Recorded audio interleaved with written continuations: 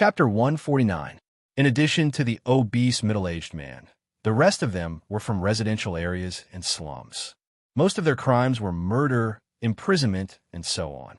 The main reason why 8 Delta Literature Network was locked up in this number 1 prison was because the targets of their crimes were either nobles or the Radiant Church, or because their crimes had been leaked and spread far and wide, resulting in a negative impact. On the 5th day of Dean's imprisonment, more than a dozen jailers suddenly came to the cell. They opened the cages and ordered everyone to come out. Dean knew that they were going to start their weekly work. Although nearly 100 prisoners came out of the cages, but there was no collective riot or resistance. There were 2 main reasons. The first was that the piercing effect of the steel nails was too strong.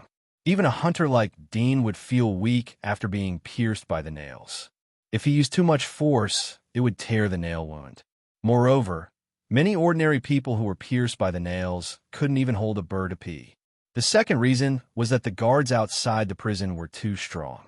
Once there was a riot, they would immediately send people to suppress it. Dean's idea of using this opportunity to kill the jailers to escape was stillborn. Under the leadership of the jailer, everyone came to the 2nd floor of the prison. This floor was not a place for prisoners with a death sentence, but a huge processing plant.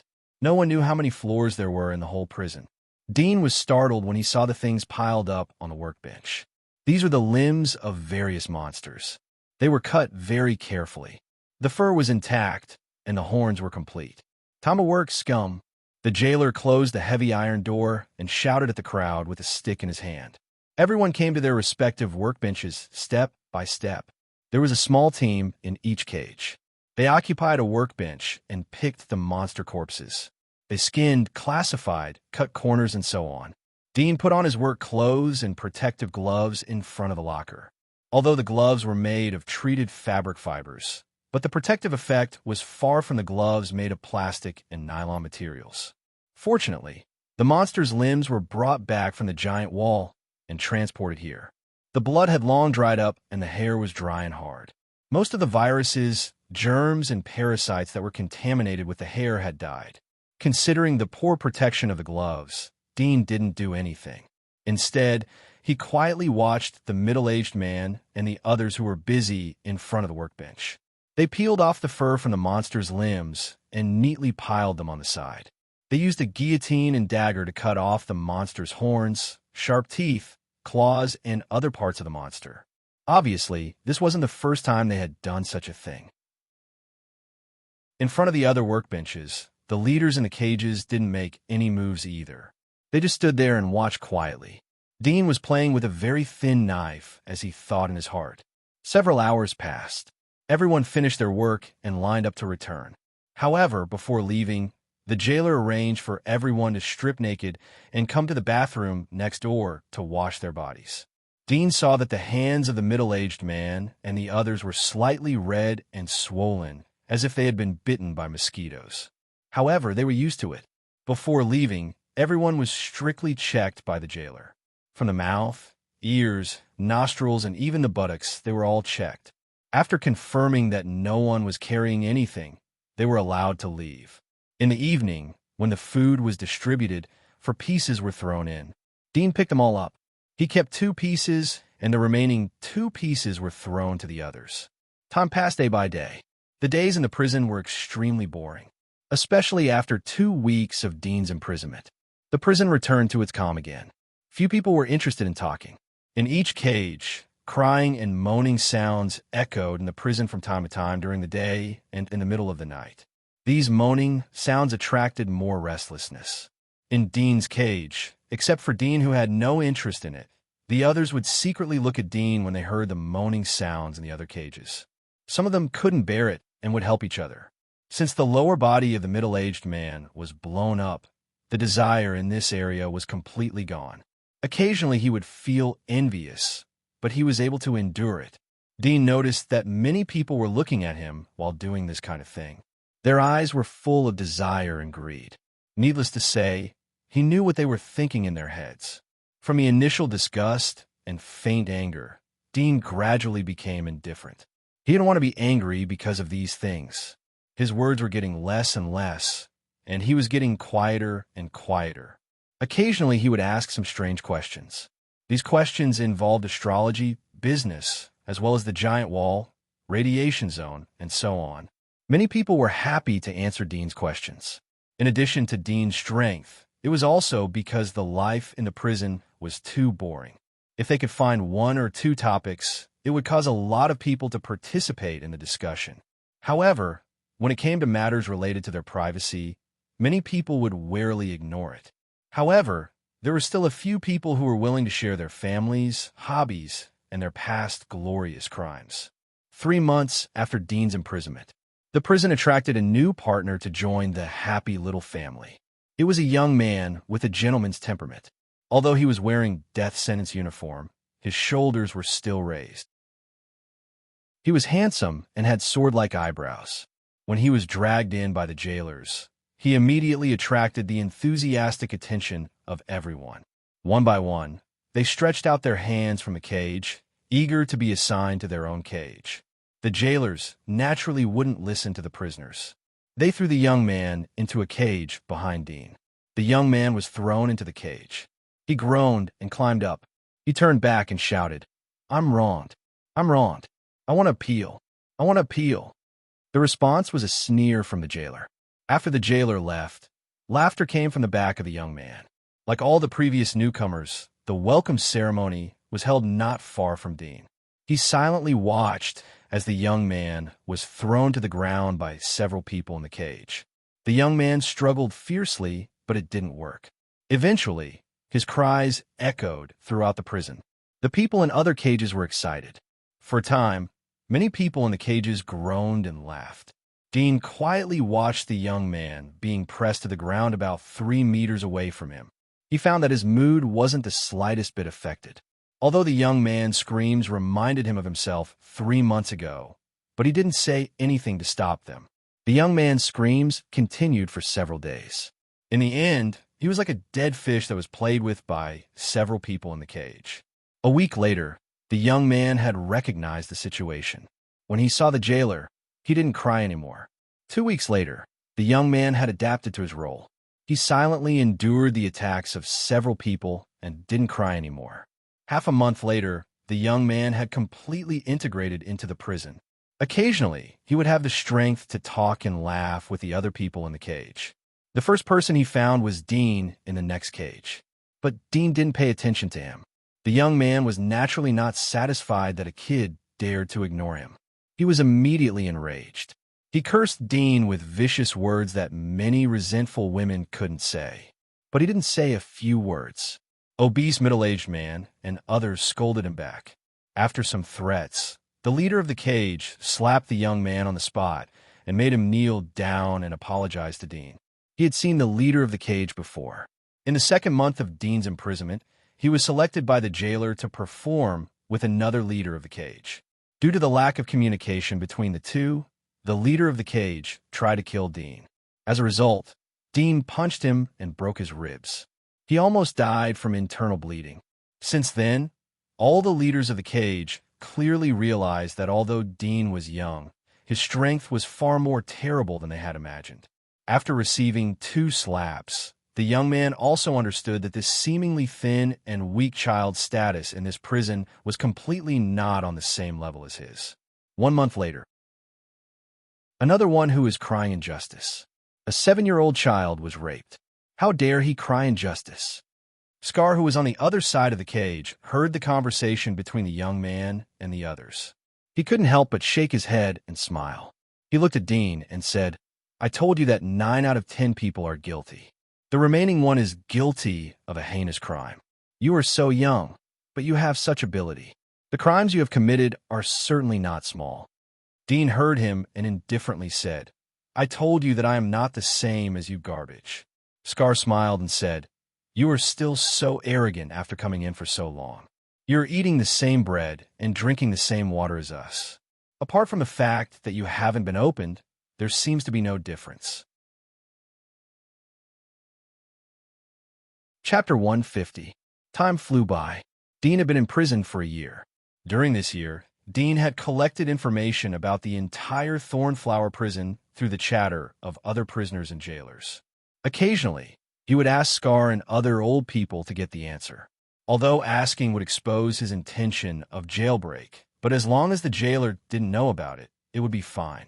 After all, there was no one who didn't want to escape, but they couldn't. Through the collected information, Dean had the same feeling. First of all, the first difficulty made 90% of the people give up the idea of jailbreak. This Thornflower prison was built at the bottom of the lake. Dean had seen a lot of monsters wandering in the lake. Do they want to break out of the prison? It was simply suicide. Moreover, this prison could withstand the pressure of the lake and the impact of the underwater monsters. Its thickness and firmness were naturally extraordinary. Wanting to dig a hole in the wall was simply a fool's dream. Therefore, the people who entered here, no matter how unwilling or how eager they were to leave, could only accept their fate. Dean was also desperate when he knew about this situation. But after a few days of despair, he suddenly felt that there was nothing to do while sitting in the cage. His mind was completely blank, and the prison life became more painful because of this. So he regained his mood and continued to fall into his own jailbreak plan. This time, he started from zero and thought about many possibilities of jailbreak. Finally, he sorted it out and divided it into two types: external and internal. The external referred to the method of digging the wall, breaking the cage, and so on, starting from the prison itself. However, this road was blocked early on, not to mention that he didn't have the tools to dig. Even if he secretly brought tools from the weekly workshop, he didn't know how many years it would take for him to dig out of the prison. Moreover, the first time he dug out the wall, he would die with everyone in the prison and be swallowed by the monsters in the lake. Therefore, this road was abandoned by Dean. If he couldn't start from the prison, then he could only start from the inside. That was the jailer. Attack the jailer? There were layers of guards outside. The jailer dared to let them work collectively. Naturally, they weren't afraid of riots. Dean thought a soft way: bribing the jailer. Not long after he had this thought, he dismissed it again. This was because he had seen a newcomer who had just entered the prison implement such a method. In the end, the newcomer was dragged out by the prison guards and tortured until he was on the verge of death before being thrown back. Obviously, bribery was futile. It wasn't that the jailers weren't greedy, but they had better ways to extract every ounce of value from you. After thinking about it, Dean felt that there was nothing he could do. This prison was like an impenetrable fortress. There was no way to break it. Was he going to die of old age and exhaustion in prison? Another half a year passed. Dean suddenly went crazy. He roared and screamed, saying some crazy nonsense, and even attacked the people in his cell, beating them half to death. When the two jailers came over, they saw the prisoners in Dean's cell lying on the ground. They saw Dean lying on top of them and continued to punch indiscriminately. They were furious. They opened the cell and dragged Dean out of the cell. They threw him on the corridor and punched and kicked him. Dean roared and raised his fist and rushed to the two jailers. His strength was so great that the two jailers were immediately knocked down to the ground. This scene stunned the people in the other cells. No one thought that Dean's scapula was pierced by a steel nail, but he still had such a powerful strength. One of the jailers got up and ran away. Soon, he called 4 or 5 jailers and threw Dean to the ground. The jailers dragged Dean out after a round of beatings. More than an hour later, the jailers dragged the dying Dean back and threw him back to his cell. A few days later, Dean's injuries were healed. He shouted and knocked over the obese middle-aged man and others who had just regained some strength. At this time, the jailer came to deliver food. He saw this scene and immediately rushed over to stop him. Dean roared, overturned the cart, and wrestled with the jailer. The two jailers couldn't suppress him. One of them was beaten by him and vomited blood, while the other ran away. Soon, Dean was dragged out by more jailers. After being tortured, he was dragged back. This time, Dean was not put in the previous cell, but in a separate cell. Damn, this madman crippled those wastes. They can't complete their task. Distribute him to the other cells. The jailers were angry, but they just tortured Dean and didn't kill him. In fact, the jailers didn't have the right to deal with prisoners at will. Torture was a small matter, and it was within their rights. But if they killed him, the higher-ups would inevitably ask. Although they could give some gifts, flatter a few words, or some other background relationship, they could cover it up, but it would inevitably be troublesome. Moreover, they had seen too many people like Dean who went crazy in prison. Day after day in a dark place, people with weak willpower would often become depressed after 3 to 5 years. Some would go crazy, and some would commit suicide. Therefore, a situation like Dean's was not uncommon, but they didn't think that Dean would go crazy so fast. However, thinking of Dean's age, they were relieved.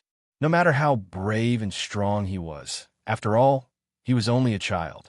His temperament was inevitably far from that of an adult. While in solitary confinement, the jailers also reduced Dean's food, often only a piece of black bread a day. Dean's body was getting thinner, his eye sockets were deep, his cheekbones were protruding, and his shape was like a skeleton. Fortunately, there was no shortage of water in the cell. As long as there was water, even if there was fierce competition for food in the cell, there were few cases of starvation. After solitary confinement, Dean still went crazy from time to time, beating the steel column or tearing the straw mat. As time went by, his symptoms gradually eased. Occasionally, he would act up and make a big fuss, talking nonsense and cursing the people in other cells. However, the names he cursed were different. The people in the cell knew that Dean was crazy, but they didn't care about him. At the same time, they felt sorry for him, as if they saw their own end in the near future from Dean. Gradually, as Dean's condition stabilized, he was assigned to work once a week.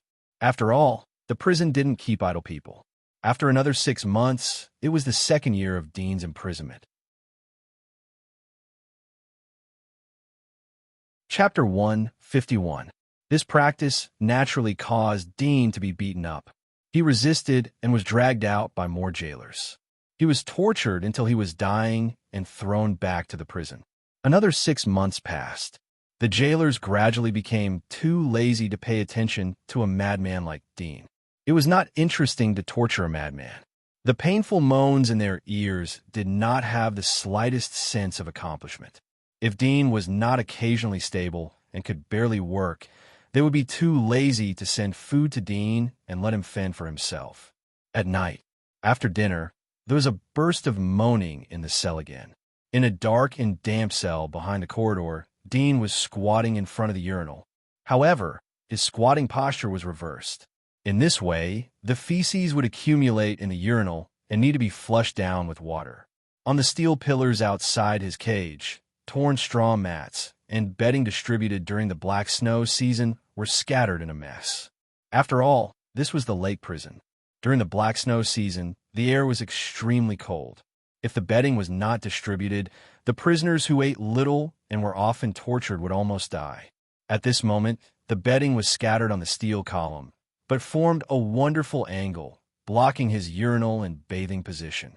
Therefore, unless they deliberately looked close to the gap, no one would know what Dean was doing in front of the cesspool. They saw Dean squatting in front of the urinal with his head down. One of his hands touched the bottom of his buttocks and kept digging. At the same time, he took a deep breath. After a moment, sparse feces came out.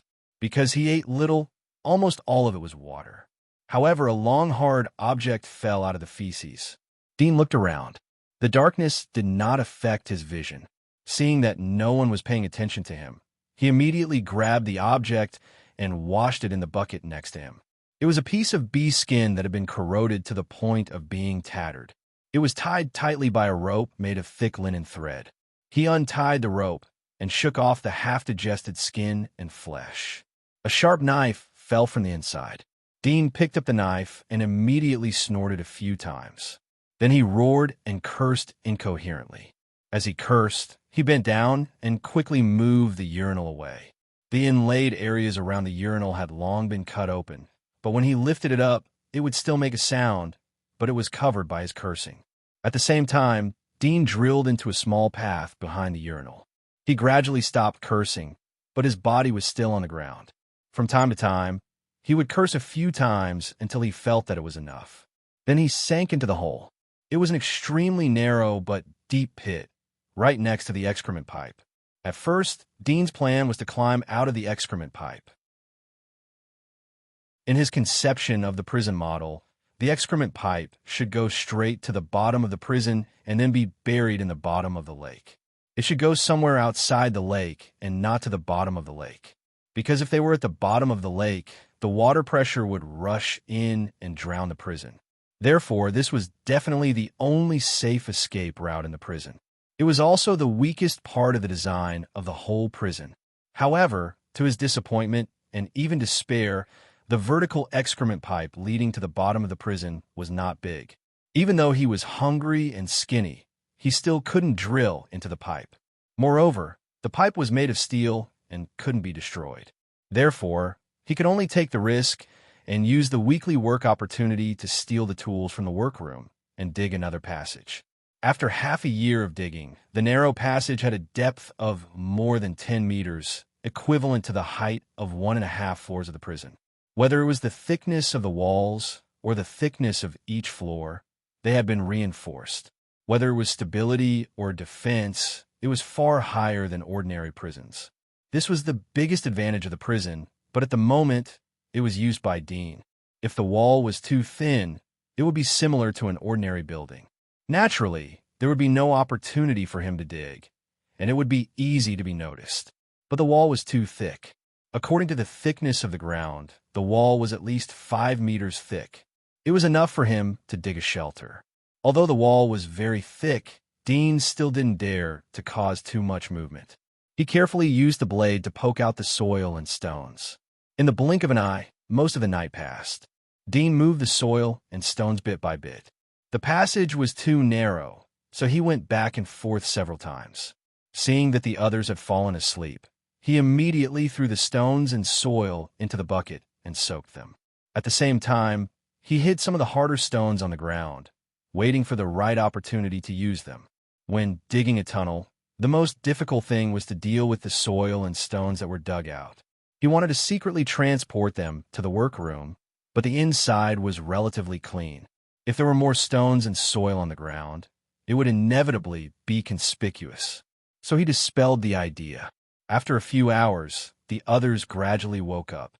Dean saw that the soaked stones and soil became soft after soaking in the water. He immediately poured them out and carefully crushed them together. He slowly ground them until the soil became a paste and the stones became small, sand-like fragments. Then he slowly smeared the ground and stones all over the prison. The smearing was very uniform. Because Dean was often crazy, the jailers rarely approached the cell.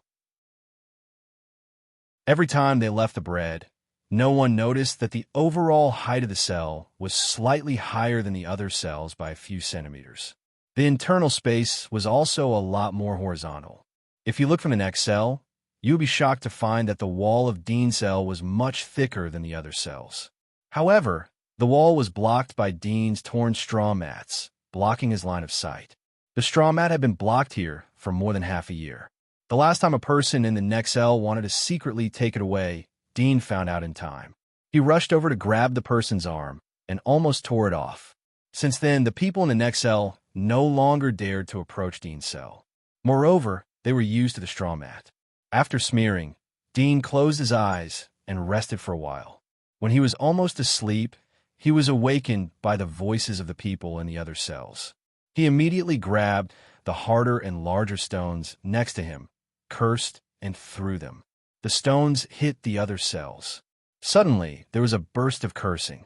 They knew that the madman was sick again. Dean threw the stones randomly. After throwing the stones, he still grabbed the steel column and roared. He hit the steel column with his head. It seemed that he wanted to break free. After a while, he gradually calmed down and continued to sleep.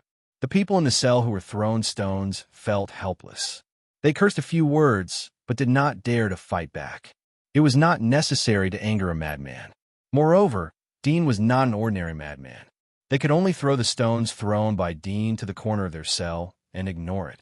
After all, this kind of thing did not happen in a day or two. They secretly thought that if Dean damaged the ground too much, sooner or later he would be beaten by the jailers. Chapter 152. Noon. 81. Central Plains. The people in the cells were waiting for the jailer to deliver the food. Suddenly, there was a shock from above. At the same time, there was a lot of noise from far away. Occasionally, they could hear the sound of metal colliding. The people in the cell were surprised. The soundproofing effect of the prison was excellent. The sound could be heard from above. It was obvious that the noise outside was monstrous. "What's going on?" The prisoners were puzzled and asked each other. A middle-aged man in the cell was surprised. "Most likely someone has come to break the prison." "Break the prison?" Everyone was surprised and pleasantly surprised. "Great. Maybe we will have the opportunity to rush out. The food hasn't been delivered yet. Haha, I guess the people outside are in a mess." Gene frowned as he heard the excited discussion of the prisoners. He said, "A few days ago, I heard from the jailer that a senior hunter has been imprisoned in the third layer of the prison. Is it possible that they are coming to break the senior hunter?"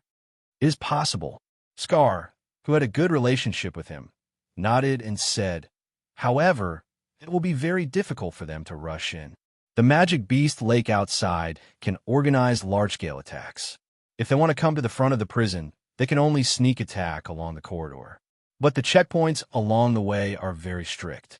Even if they bribe the prison guards, it will be very difficult." The other leaders nodded.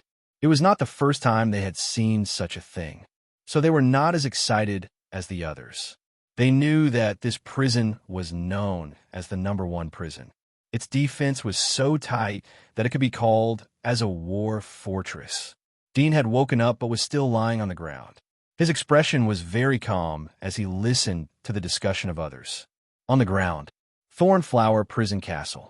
2 figures were standing in a watchtower above the castle. One of them was tall and straight. He was holding a telescope in his hand. He was looking at the hundreds of invading figures outside the lake. The scale of the invading figures was equivalent to a small army. They are well trained. They should have planned for a long time. The middle-aged man put down the telescope and chuckled. Behind him was a butler with a black top hat and a mustache. He said with a smile, "Unfortunately, they didn't train their brains well. It's not that their brains aren't trained well. It's just that the people commanding them don't have such a thing." The butler with the top hat smiled and said, "They were able to pass through the border fortress and our defense line to come here. They must have bribed someone from the military in our prison. I'll go and find those greedy mice later." The stalwart middle-aged man nodded slightly. His hawk-like eyes overlooked the entire lake outside the prison, as well as the battlefield by the lake. He said softly, "Heart of the tiger, smell the rose. A rose may be beautiful, but has thorns on its stem." The butler in the tall hat continued with a smile. The middle-aged man nodded and said, "Is my tea ready?" "Just waiting for you to enjoy," the butler said respectfully. The jailbreak outside gradually subsided after a few hours. Everyone in the cell raised their heads and looked at the door, expecting to see an unfamiliar figure. However, when the door was pushed open, it was still the cold faces of the 2 jailers. At this point, everyone couldn't help but feel disappointed, knowing that the jailbreak had failed. This episode did not affect Dean. In the evening, he continued to jump into the tunnel and carefully dug the soil. In the blink of an eye, Dean had been in prison for 3 years. Black snowflakes drifted down from the lead-gray nuclear radiation clouds in the sky. They were relatively heavy, and they landed on the ground outside, dyeing the ground black. Many open-air orchards and farms had already set up sheds before the start of the season to prevent them from being damaged by the black snow. The weather was too cold. The prisoners in the cells huddled together to keep each other warm. In the evening, the jailers hurriedly came over to distribute the food. They shrunk their bodies into thick cotton-padded jackets and left the cell. Dean was given 3 pieces of black bread during the black snow season. He slowly ate them. Most of the prisoners were asleep. He took off his prison uniform and put on the back of the wall. He made a side-lying position. After doing all this, he opened the urinal and slid into the deep pit quietly. The rough pit rubbed against his skin, and it was bone-chilling. He slid all the way down, and when he passed by the workshop on the 2nd floor, he roughly estimated the height of each floor. When he reached the bottom, he immediately felt the cold lake water seeping into his feet. At this moment, he was already standing on the lowest floor of the prison. The depth of the pit is about 25 meters.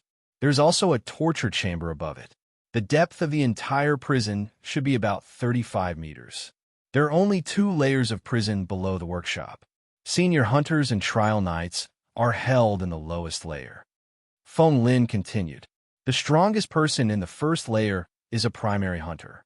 Old Jean is a primary hunter who has committed a crime and was imprisoned. Dean bent down to pick up the chisel at the bottom of the lake. This chisel was used to chisel the monster's sharp teeth. He swallowed it and brought it out. The progress of digging the pit was greatly improved. Whenever he thought of the fact that there was a senior hunter like Glenn living in the wall next to the pit, his heart would rejoice. Fortunately, his hunter title in the consortium was only primary. If he became an intermediate hunter, then he would be locked up in the penultimate layer. Although the distance of the wall would be shortened, but the punishment that an intermediate hunter would have to face was completely different from the first layer. Dudian had heard from Scar that the first level was just the piercing of the steel nails and the crippling of the arms. The other 2 levels were far more terrible than this. Even if a senior hunter came here, he would become a complete waste. In the narrow passage, Dean bent down in a difficult position and put his hand into the water to dig the soil. Dean had poured water into the pit before he reached the bottom of the prison. First, he hoped that the water would soak and soften the soil and rocks. Second, he wanted to cut the wall in the water so that the sound would be greatly reduced to avoid being heard. Now that the lake water had seeped in, he didn't have to pour water himself. After all, if he used too much water, it would inevitably arouse suspicion. After a moment, Dean followed the pipe and chiseled on a hard object. He was happy and immediately accelerated the speed. Soon, the shape of the hard object was revealed. It was an elliptical metal, although only a small part of it was exposed. But from the elliptical shape, if it was a pipe, the diameter would be large enough to accommodate him. However, when Dean saw the elliptical metal, he was not excited but stunned. He suddenly thought of something he had missed. The reinforced concrete had not been manufactured yet. Although the main excrement pipe of the entire prison was buried at the bottom of the lake, its defense was extremely terrifying due to the strong water pressure it had to withstand. How to break it? Dean was silent for a moment. He dug the soil next to the small piece of elliptical metal, exposing about half a meter of the elliptical metal. The curvature was still very small. It showed that the diameter of the pipe itself could even allow him to walk upright inside. He grabbed a stone and gently knocked on the metal pipe. After a few knocks, he immediately listened. After hearing the response inside, the last glimmer of hope on his face was also gloomy. As he guessed, there should be some filler in this metal pipe to adjust the water pressure. Under the filler, there should be a metal pipe. That metal pipe was the real excrement pipe. Dean grabbed a harder stone and smashed it in the water. Bang! The stone hit the metal pipe. The echo was very light, as if it hit a steel wall. Dean smashed a few times in a row. The stone was shattered, but the metal pipe was not damaged. There was no small dent. Dean angrily punched the metal pipe. The force of the shock made his shoulder hurt. After a long time, he calmed down a little. He picked up the chisel and continued to chisel along the side of the pipe. The soil at the bottom of the lake is soft, so the speed of chiseling will be very fast. After leaving the prison, I don't have to worry about the impact of the sound. If I dig with all my strength, I should be able to dig to the outside of the lake before the 5-year execution. Dean calculated in his heart and continued to dig. Half a month passed. Dean considered that the end of the pipe would be guarded by the prison guards. Although this possibility was extremely low, he still chose to dig in the opposite direction. In just half a month, Dean had dug a horizontal passage of 3 meters in the depth of the bottom of the lake. He could still vaguely remember what he saw on the corridor when he first entered the prison. The prison was in the middle of the lake, and the radius of the lake was about 300 meters. His daily progress was about 1 meter. In a year's time, he would be able to dig a tunnel that led directly to the lake. The only thing he worried about was that the mud at the bottom of the lake would collapse and crush the passage. Fortunately, he could use the excrement pipe as a marker. He dug a pit 4 or 5 meters below the excrement pipe. The surrounding soil was dry and hard, so the probability of being crushed by the mud was very low. Moreover, when he dug the passage, he would put some hard stones in the passage as beams.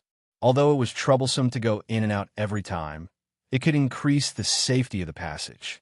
Although digging a passage was the most common way to escape from prison, most people in the prison could think of this, but there were almost no people who could do it. Even the senior hunters at the bottom of the prison couldn't do it. They were closely guarded by people in turns. Their bodies were tortured, and they were weaker than Dean. After all, their titles allowed them to get enough torture and precautions. There was no chance for them to act. And even if they got the opportunity, they didn't have the tools. Taking a step back, even if they stole the tools like Dean, it would be difficult for them to dig a passage hundreds of meters deep. After all, the dark vision belonged to Dean's magic mark ability. If there was no vision in the dark, it was almost impossible to dig a parallel passage with closed eyes. The courage, the brain, the opportunity to get the tools, and their own ability to escape from the bottom of the lake. If any of these were missing, it would be difficult to successfully escape from prison. Bang! The knife in Dean's hand stabbed into the rock wall. In vain, the rock wall suddenly became slippery.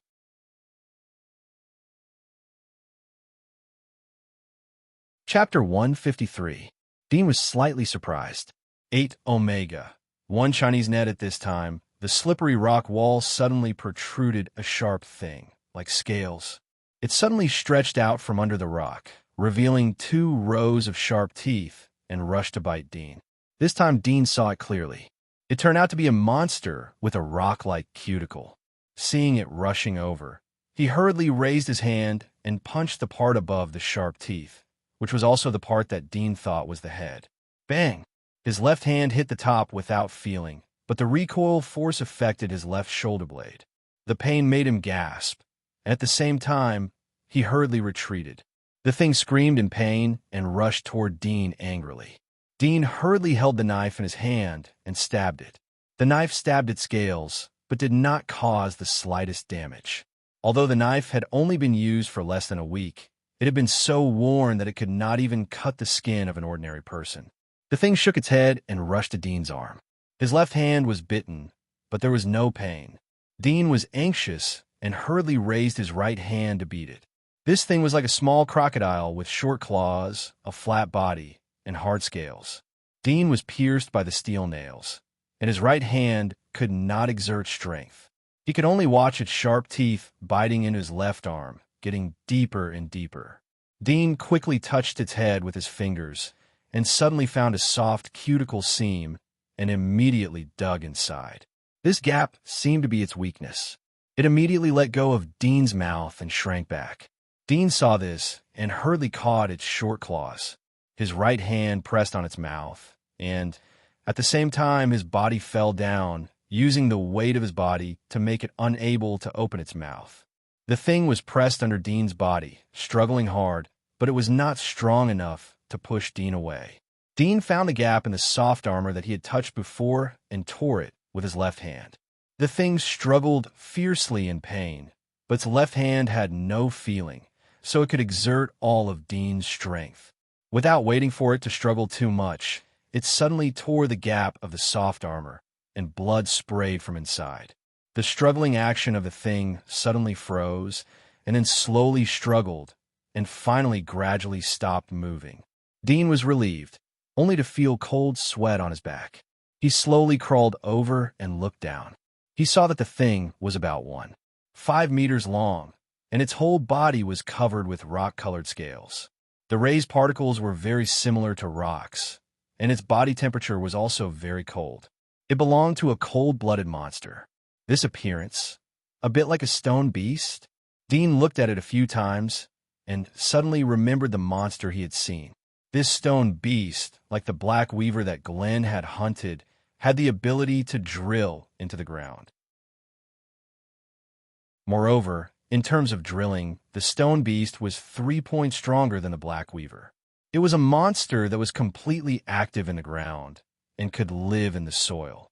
Unlike the black weaver, although it could drill into the ground, it was a monster that lived on the ground.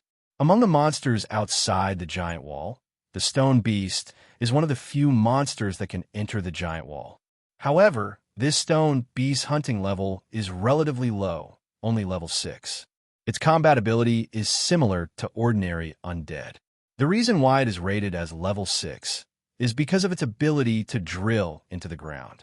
This life-saving ability is unique. Even if the hunting level is 20 or 30 large monsters, it will be difficult to kill it. After knowing the identity of this thing, Dean also understood why he was able to kill it. His heart secretly rejoiced. Fortunately, he accidentally destroyed its vital point, the breathing hole. Sitting on the body of the stone beast to rest for a moment, Dean looked at the broken knife in his hand and suddenly thought of its claws. His eyes could not help but light up and immediately grabbed its short claws. He saw that the nails on the claws were like a few sharp bones, extremely hard, thin, and curved, very suitable for digging the earth. He was pleasantly surprised and immediately had an idea. 2 days later, Dean once again came to the underground passage. The body of the stone beast had some signs of decay. Dean held the knife that he brought from the workroom and cut off its 4 claws. At the same time, he stripped off the scales on its head and then dug a hole and buried its body in it so that the smell of decay would not fill the entire passage. After doing this, Dean held the claws of the stone beast and began to dig the earth. It is indeed a monster that can drill into the ground. Dean felt the speed of digging the earth, and his heart was very surprised. The efficiency was more than 10 times faster than before. After a few days, Dean encountered another stone beast, and its size was smaller than the previous one. After a fierce fight, he killed it. Now is the black snow season. These stone beasts ran to the rock strata at the bottom of the lake to stay warm. I don't know how many more I will encounter. Dean was a little distressed. The claws of this stone beast were extremely durable. The claws of the previous one were enough for him to dig a passage. Therefore, other stone beasts were all obstacles and trouble for him. Moreover, there must be a king in a group. If he encountered the king of the stone beast, he estimated that he would become the other's dinner. Now that he had the claws of the stone beast in hand, Dean was not in a hurry. At the moment, it was already the end of the season. He patiently waited for more than a month, and the black snow season finally passed. During this month of cultivation, his body also recovered a lot. After the black snow season passed and the air warmed up, he continued to dig the earth. In the blink of an eye, 2 months passed. 2 young jailers dragged a cart to deliver the food. They threw the bread in the cart into each cell. Seeing the people in these cells pick up and eat it with great care, they had some perverted pleasure in their hearts. When they came to a cell at the end of the corridor, the jailer picked up the last piece of bread and threw it into the cell. He found that there were 2 pieces of bread on the floor of the cell, which were left by him last night. He couldn't help but frown and sneer. It's better to starve to death if you don't eat it. It was not the first time he saw such a situation. As early as a year ago, when he came to deliver the food, he saw the bread thrown on the ground, but was not picked up and eaten. At first, he thought that there was a change in the cell. When he opened the cell, he saw the madman inside jump out, yelling at him and punching him. Later, he gradually got used to it. Anyway, in a day or 2, when the madman was hungry, he would naturally come to pick up the bread. He turned the cart and left the prison with his companion. The next day, noon, the jailer was in a good mood. Today, he was going to play a game. As before, he would watch the performance with bread as payment.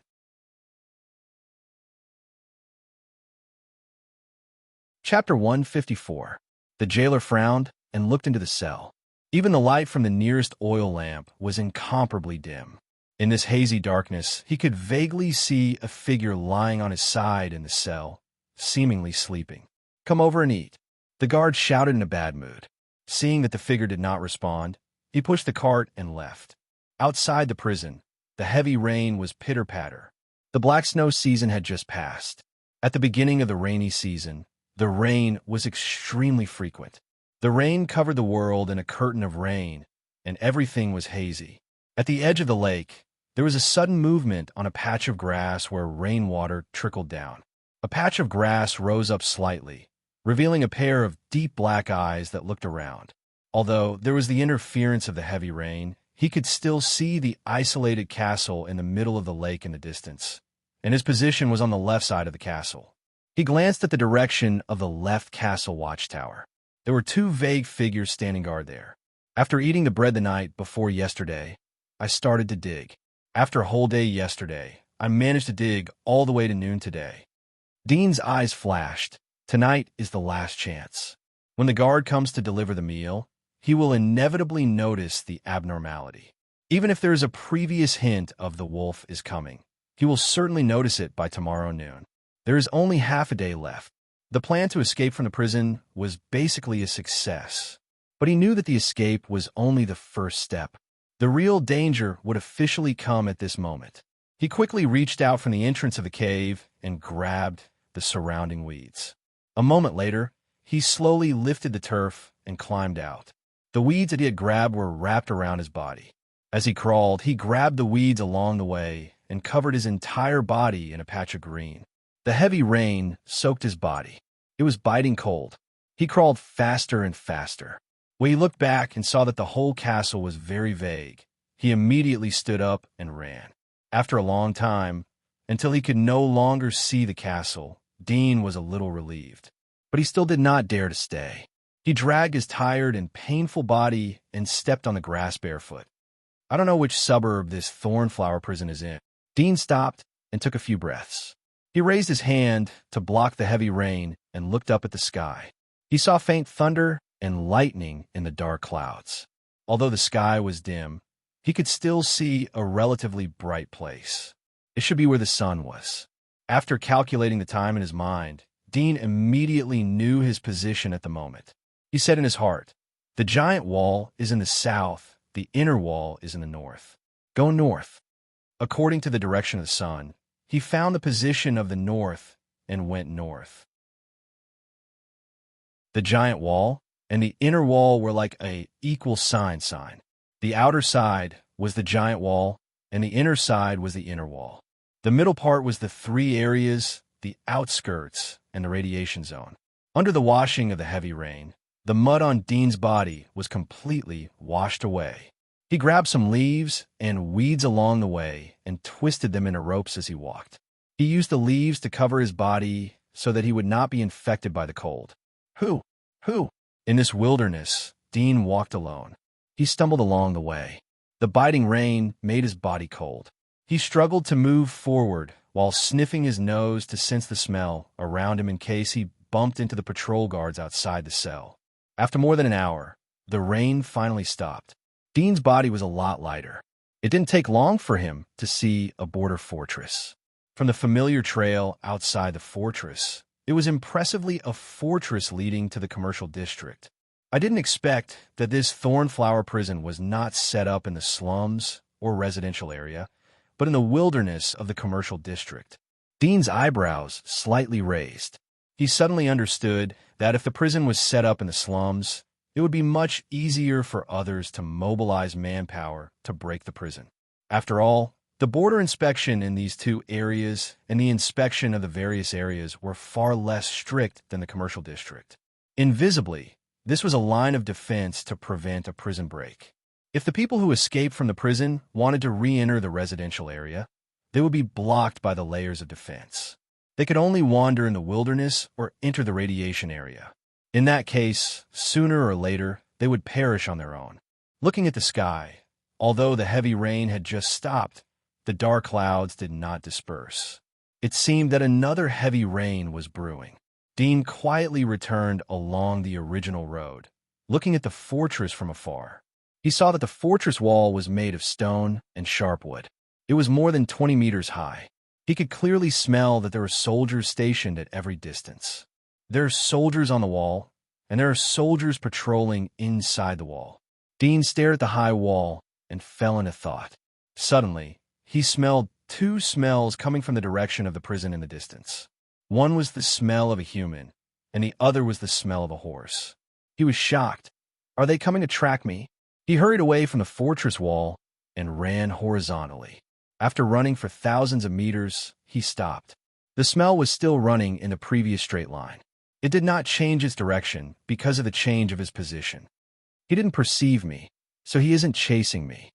Dean's eyes flashed with a trace of coldness. Da-da-da. A black horse was galloping fast. A young man was sitting on the horse, and he kept whipping the black horse. When passing through a small forest, a figure jumped out of it. The black horse was startled and stopped hurriedly. Its front hooves were raised high, and it neighed. The young man on the horse was shocked. He did not hold on and suddenly rolled down. At the same time, when he landed, the figure rushed over and pressed him to the ground. The figure held a hard stone in his hand and raised it and smashed it down.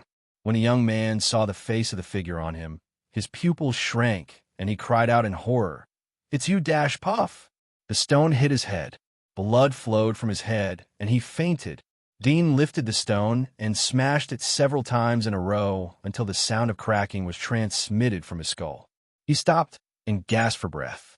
At the same time, he turned over to the flustered black horse. He took the rope and tied it to a small tree next to him. Then he returned to the dead body of the young man. He glanced at the armor and immediately knew that it was from Thornflower Prison. Suddenly, he saw a roll on the waist of the young man, which was used to store letters on rainy days. Dean's eyes flashed. He opened the roll and saw a parchment inside. He pulled it out and shook it. Suddenly, he saw a portrait of himself. Below it was his resume. Dean, male, 16 years old. Wanted in the city. Anyone who provides valid information will be rewarded with 100 gold coins. After reading it, Dean silently tore up the wanted poster. His mouth twitched slightly. 100 gold coins. It seems that I'm still worth a lot of money. For ordinary people in residential areas, 100 gold coins was a huge sum of money that was difficult to earn a lifetime. It's not dinner time yet, and it's been quite some time since lunch. The jailer must have felt that something was wrong and returned to check. It's even earlier than expected. Fortunately, I intercepted the wanted poster halfway. Dean realized the urgency of the matter. Once the wanted poster was out, his actions would be greatly limited. Fortunately, the world had not entered the information age. It would take a lot of time for the wanted poster to be posted in all areas. He must finish his plan before the time. Dean stripped the young man's clothes and put on his underwear. The more prominent armor was discarded in the grass next to him. Then he threw the young man's body into the grass. As for pretending to be the young man and sneaking into the fortress, the armor was too different from his body's shape. People with discerning eyes could see that it was asymmetrical and easy to be exposed. Afterward, Dean took the black horse into the woods next to him. He picked up a stone and smashed it to death to prevent it from being seen by passersby.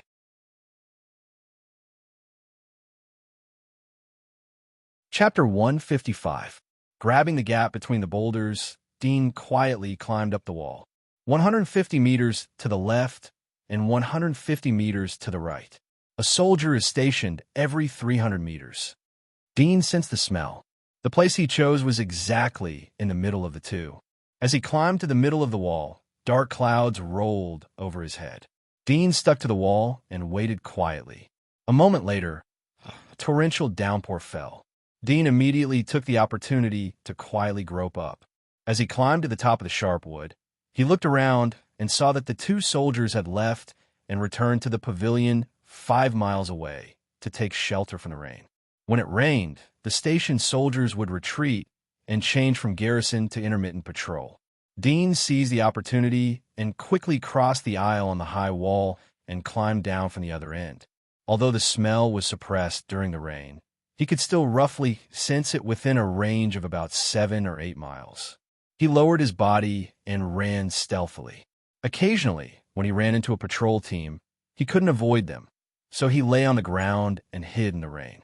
Although the rain was very harmful to the human body, he was already wet and couldn't care less. Half an hour later, in the outer edge of the commercial district, a figure was running in the drizzle. There were no pedestrians in the wilderness. After the rain stopped, he took off his clothes and wrung them out. Then he continued to wear them until he came to the nearest suburban town. "I'm back." Dean looked at the town with cold eyes. He silently said in his heart, and then quietly entered the town. He came to the town's post station and hired a horse from the boss. The boss saw that Dean was wearing wet clothes and felt a bit strange, but seeing that Dean had handed over silver coins, he didn't ask anything. He took 2 horses and gave them to Dean. Dean turned over and rode on one of the big horses. At the same time, he pulled the other horse's rope and galloped away. After leaving the town, Dean rode all the way along the suburban trail at full speed. He didn't enter the commercial district. There were many people on the street, and it would inevitably attract attention. Moreover, some streets prohibited horses unless they had aristocratic status. Along the suburban streets, all the way, Dudian rode 2 horses. Although it was a bit of a detour in the suburbs, and occasionally they would encounter attacks from wild wolves and porcupines, but the confidentiality was much higher. It's getting dark. Dean looked at the sky and urged the horse faster. 2 hours later, one of the 6 boundary walls between the commercial district and the residential district. In front of the boundary wall, closest to the giant wall, there were not many people going in and out. At this moment, a black horse was galloping over. A thin figure was sitting on the horse. It slowed down on the path in front of the passage and followed the sparse crowd into the passage of the boundary wall. Dean, who was sitting on the horse, saw that there was no wanted poster on the boundary wall. He was relieved. He knew that the news hadn't reached here yet. It would save him a lot of effort.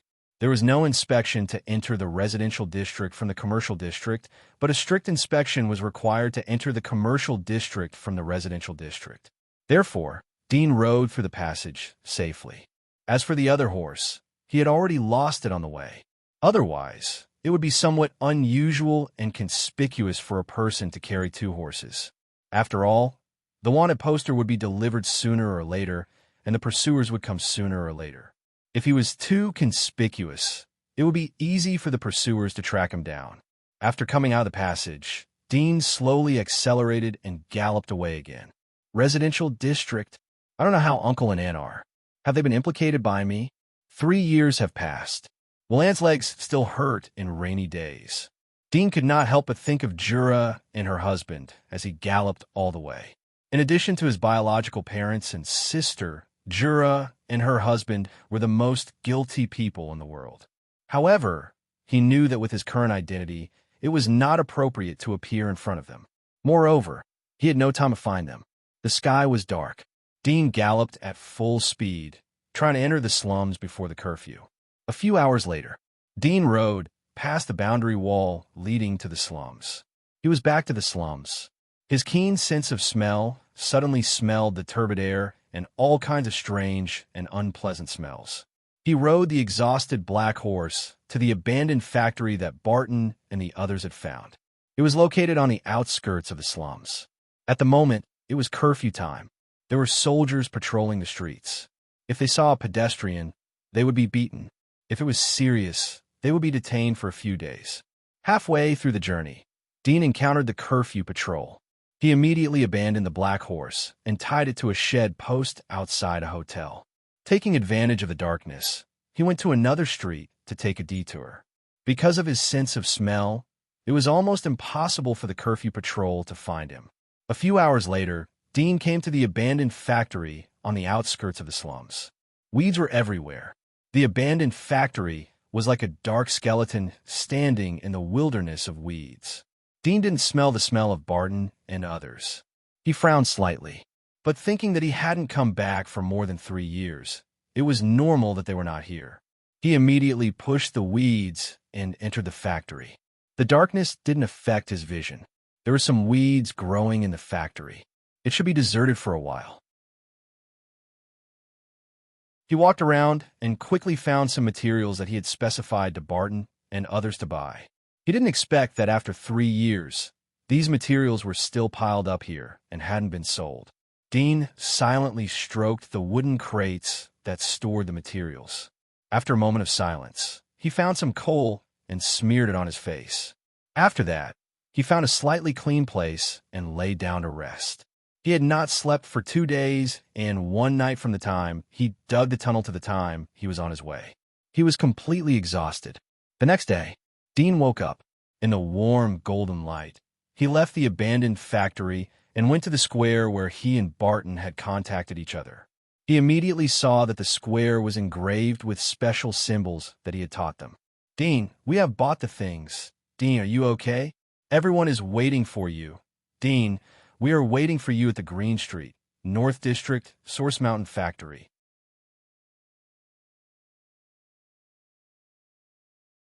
Chapter 156. Lake, Thornflower Prison. 3:16 in the afternoon. In a bright and gorgeous office on the top floor of the inner castle, Warden Jones and his butler, Peter, were sitting on the balcony drinking afternoon tea.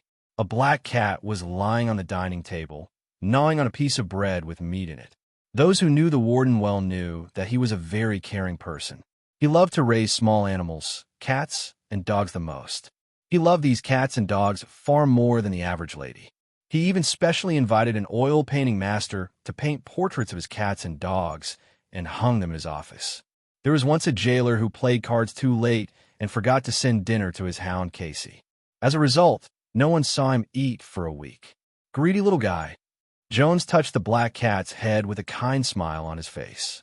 He was only 38 years old, but he was able to sit in this position. In addition to the huge background behind him, his own ability was even more undeniable. "It's raining again." Butler Peter looked at the rain outside the window and sighed. Jones smiled indifferently. "It's just a drizzle. Drizzle will turn into heavy rain," the butler said sadly. Jones waved to the maid next to him. The latter understood his meaning and obediently handed over a woolen cotton-padded jacket. "Is your spine hurting again? Put this on." Jones handed the cotton-padded jacket to the butler. Butler Peter quickly got up and thanked him. After putting on the cotton-padded jacket, he sighed, "Every rainy season, the old problem will come back. I can't change it." Jones smiled faintly. At this time, a slender woman quickly walked in from outside and whispered something in his ear. Hearing her words, the smile on Jones' face slowly disappeared. He nodded slightly and looked at the rain outside the window. "You're right. Drizzle will always lead to heavy rain." The butler noticed the expression on his face and asked, "What happened?" "A prisoner ran away." Jones whispered, "It's the little guy who came 3 years ago. The jailer just sent the news that he has left the cell. There's a pit and tunnel inside the cell. He dug the tunnel to escape." "Escape?" The butler was a little surprised. "He has tools? There's a lake outside. Where did he escape from?"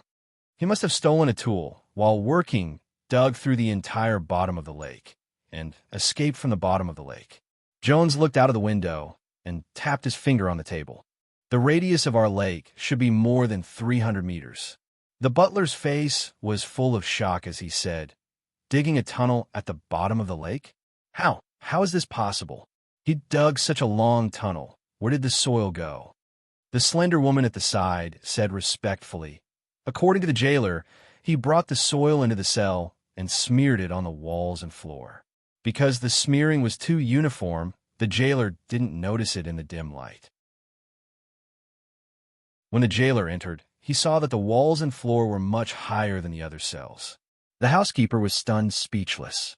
Jones raised his hand and stroked the black cat that was still gnawing on the bread on the table. The black cat ignored their conversation and focused on eating. He gently stroked the cat's fur and said softly, "Pass down the wanted order.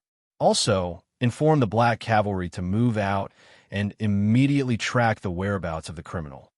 "Yes," the slender woman replied and turned around to leave. "Wait." Jones stopped her, but his eyes were still looking kindly at the black cat in his hand.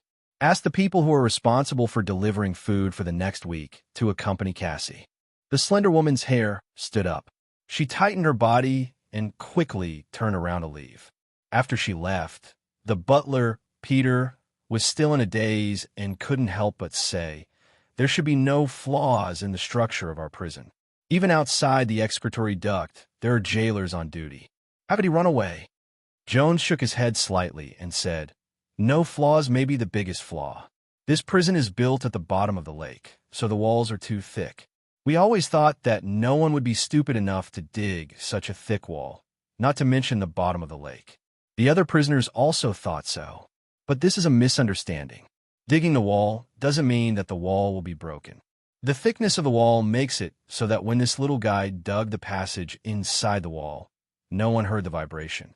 This is the biggest advantage of our prison, but now it is also the biggest disadvantage. The butler fell into silence before he sighed. If that's the case, then this can be considered a reminder for us. The security of the prison has caused the jailers to let their guard down, and they're too careless. If they're constantly checking, then they definitely won't allow someone to dig a tunnel that's hundreds of meters deep to escape. The time it takes to go back and forth is enough to expose him. Jones nodded slightly. Fortunately, it's just a little guy from the first floor. Then he patted the black cat on the table and smiled. Greedy guy, eat your fill and go play. There was a small factory in a desolate and remote street in the northern part of the slums. Duddian had bought some food from a pub and hired a carriage to come to the factory. He had already eaten the food he had bought in the carriage. The fatigue of the past few days had disappeared and his body had recovered some strength. Duddian looked at the small factory as he got off the carriage. He was about to go in when he saw a notice hanging outside the factory. It was his wanted order. It took only one night for the wanted order to reach here. The efficiency is quite fast. Duddian's eyes lit up. He didn't avoid the notice as he went to the front of the factory. I'm looking for a few people. Their names are Barton, Crone, Joseph. The old man raised his eyes and glanced at Duddian. They're at work. Why are you looking for them? Duddian took out 3 copper coins from his pocket and handed them to the old man. Help me call them out. Tell them that their old friends have come to visit them. The old man's drowsy appearance woke up as he saw the copper coins. He smiled and put away the coins. All right, you wait here. I'll call them for you. Then he turned and left. Duddian quietly waited. It was normal that the old man didn't recognize him as the person on the wanted order.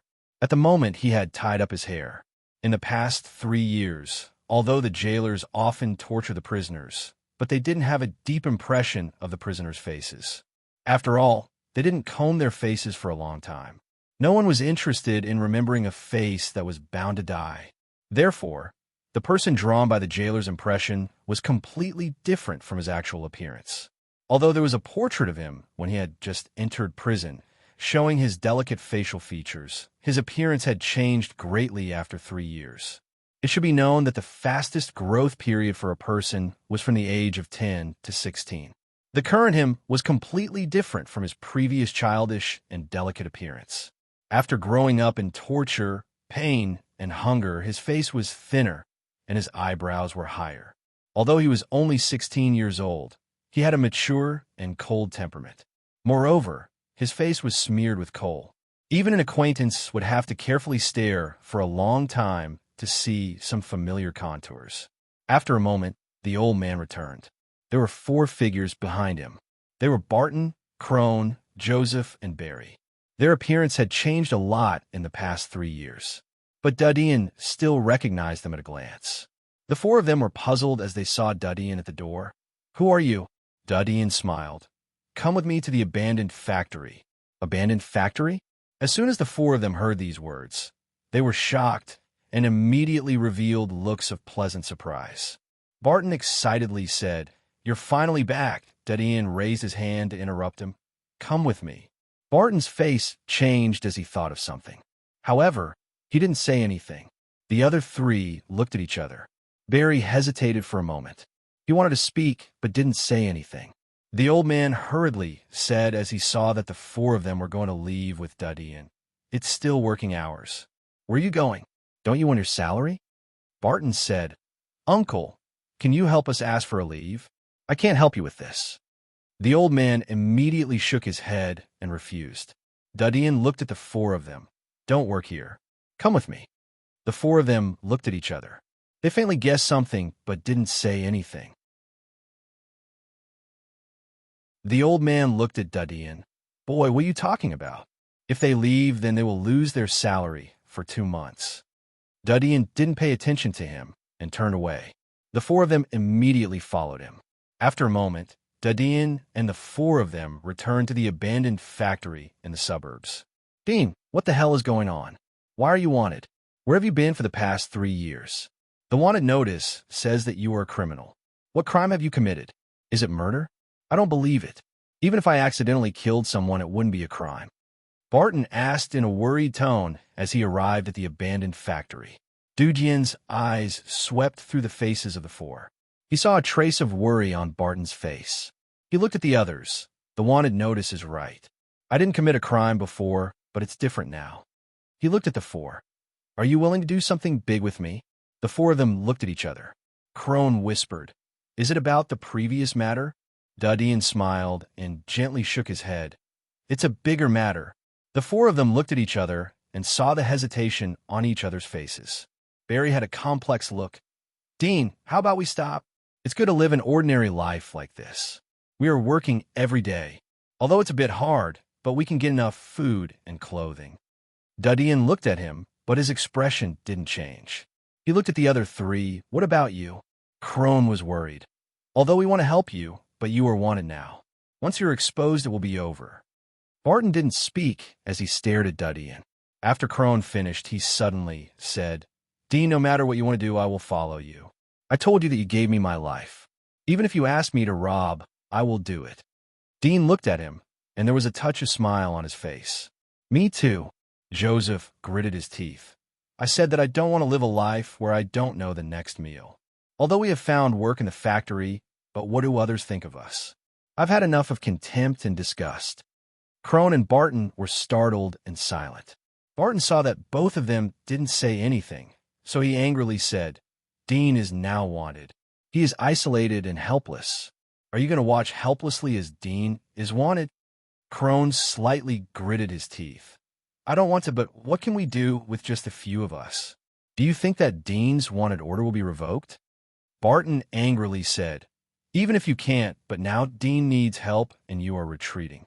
How can you be worthy of Dean who brought you out of the orphanage? Both of them were speechless as their faces turned ugly. Dudian looked at them. You don't have any psychological burden. I told you that I brought you out to repay you for taking care of me. If you want to live a peaceful life, then you can leave now. But I hope that you won't expose the things here. Both of them bowed their heads as they heard Dudian's words. Crone clenched his fists. Damn, I'm going all out. Anyway, I've had enough of those idiots laughing at me. Barry suddenly prostrated on the ground. Dean, I'm sorry. I'm really sorry. I can't do it. I already have someone I like. I just want to live a peaceful life. I hope you can forgive me. I promise that I won't say anything about this place. Dudian's expression didn't change as he nodded. All right, I wish you happiness. Go. Barry raised his hand to wipe his tears. He didn't dare to look at Barton and others. He turned away without looking back. Dudian quietly looked at Barry's back. There was a trace of coldness in his eyes.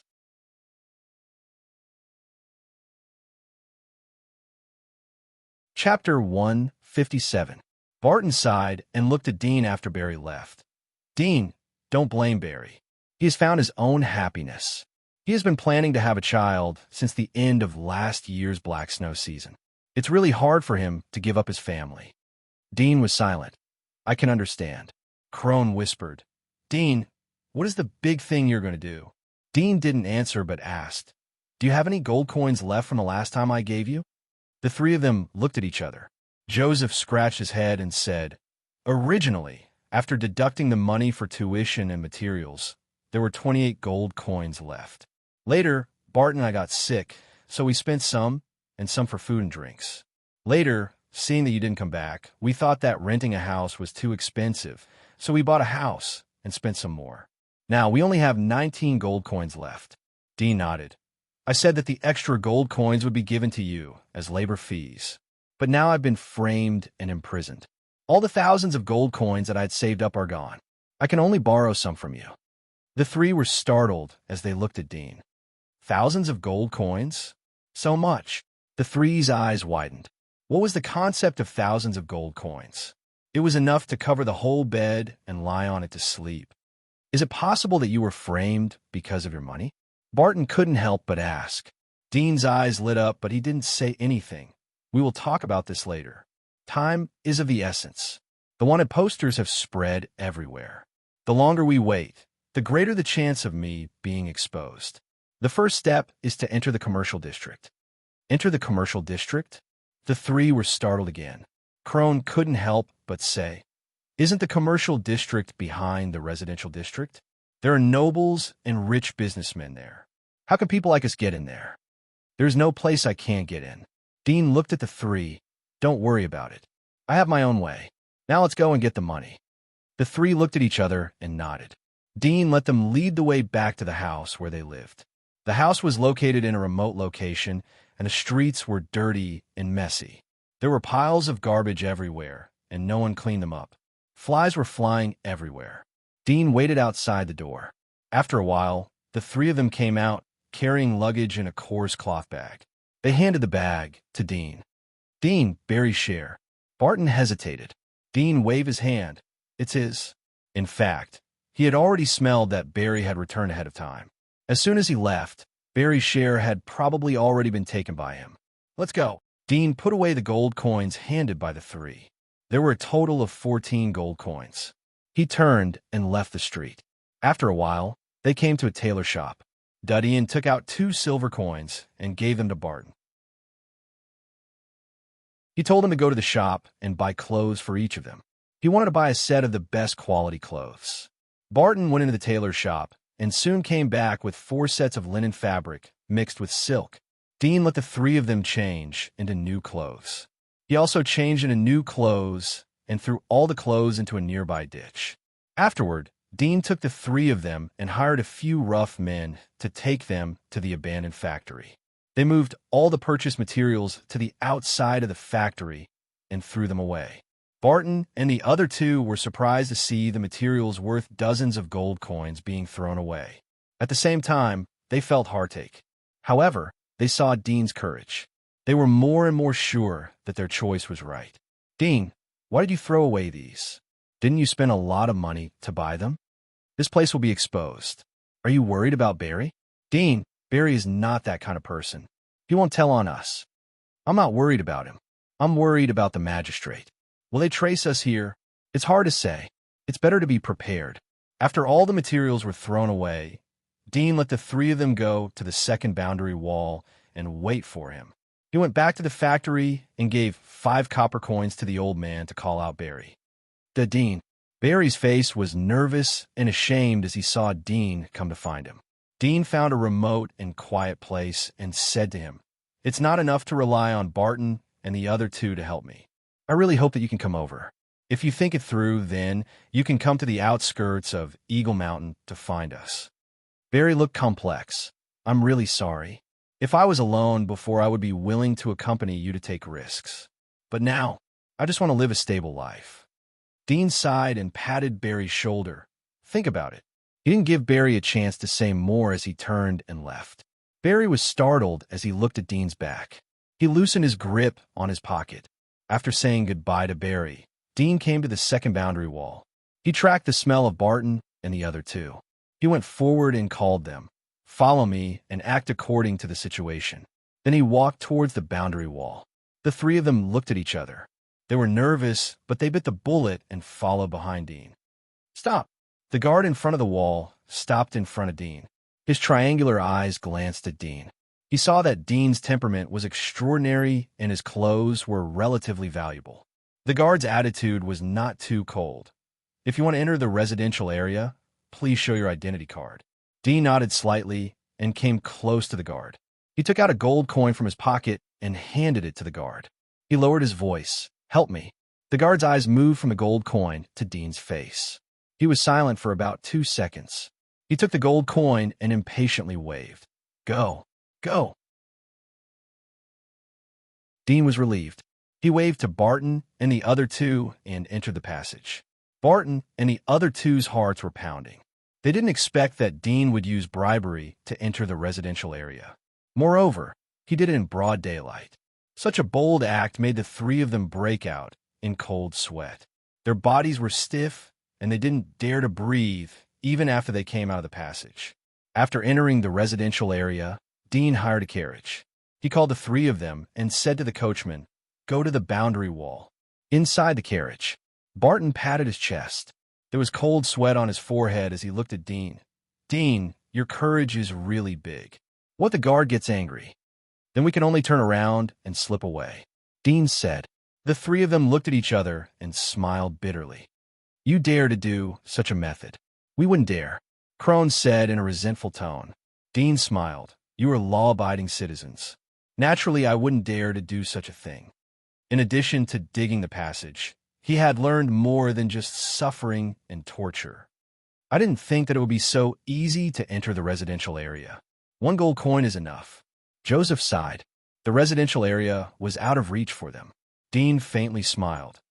Everything is simple as long as you have money. That includes killing. Killing.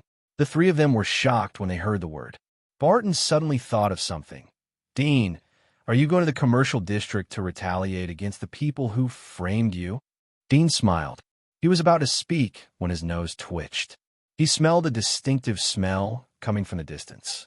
He couldn't help but lift the corner of the curtain to look. A moment later, on the road that the carriage was speeding on, 5 large black horses galloped towards them. On the horses sat people in black armor, with long spears and thin swords hanging from their waists. They brushed past the carriage. Through the gap of the curtains, Dean noticed that several people had thorns metal on their shoulders. Dogs! There was a trace of coldness in Dean's eyes. A moment later, the 5 black horses arrived in front of the boundary wall. The leader pulled the reins of the horses and stopped. He shouted at the guards, Have you seen the man on the wanted list? The guards looked at each other and shook their heads. I haven't seen him. Well, the leader snorted. Keep a close eye on him for the next few days. Then he urged the black horse to enter the slums. After the 5 left, the guards turned back and curled their lips. The criminal escaped from the prison. How dare he talk to us? He's not our boss. How dare he order us? Isn't this Thornflower prison known as the #1 prison? It's said that no prisoner has ever been able to escape from it. It's ridiculous that a 16-year-old kid escaped from the prison. The 5 black cavalrymen naturally didn't hear these words. Otherwise, they would have pulled out their swords on the spot. Captain, will the criminal come here? The second black cavalryman asked the youth in front of him. Frank said without turning his head. Sir said that the smell of the criminal disappeared in the residential area. Judging from the 2 horses he bought at the station, he should be planning to enter the residential area. We didn't find him at his foster parents' place, which meant that he didn't go home at all. He hid in another place. This slums is where he came from. Let's go to the Mytian orphanage to see if he has any friends. Yes. A few hours later, North District, in front of the Yuan Shan factory. Frank sat on his black horse and asked the old man, called Barkenberry, Joseph, and Crone out. The old man saw their armor and knew that they weren't ordinary civilians. He quickly said, Okay, please wait a moment. Then he trotted into the factory. After a moment, Barry was brought out by the old man. Frank frowned and coldly said, Why is there only one person? The old man quickly said, There was a person who came here and took away the other 3. Only Barry came back. Frank was startled. 2 cold lights shot out from his eyes. What kind of person is he? Does he look like the person on the wanted poster? The old man was shocked. I didn't pay much attention. It seems that there's a little difference. But the person doesn't look old. He's at most 18 or 19 years old. Anyway, he is very young.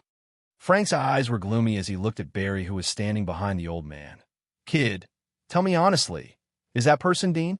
Barry's body slightly trembled. He didn't expect that in such a short period of time, Dean would be caught by these big shots. He clenched his fists and gritted his teeth. No, that person is just an ordinary friend of mine. Frank narrowed his eyes. Do you know what is the crime of covering up a wanted criminal? Barry's face was pale as he trembled. I didn't cover up. Well, since you don't want to talk, then I have to send you to prison. Even if you're willing to talk, you are still covering up a wanted criminal. According to the law, you will be sentenced to at least 30 years in prison. Frank waved his hand. Take him away. Barry was scared. Yellow liquid dripped from his crotch. Elder, I'll talk. He said he is in the outskirts of the Eagle Mountain.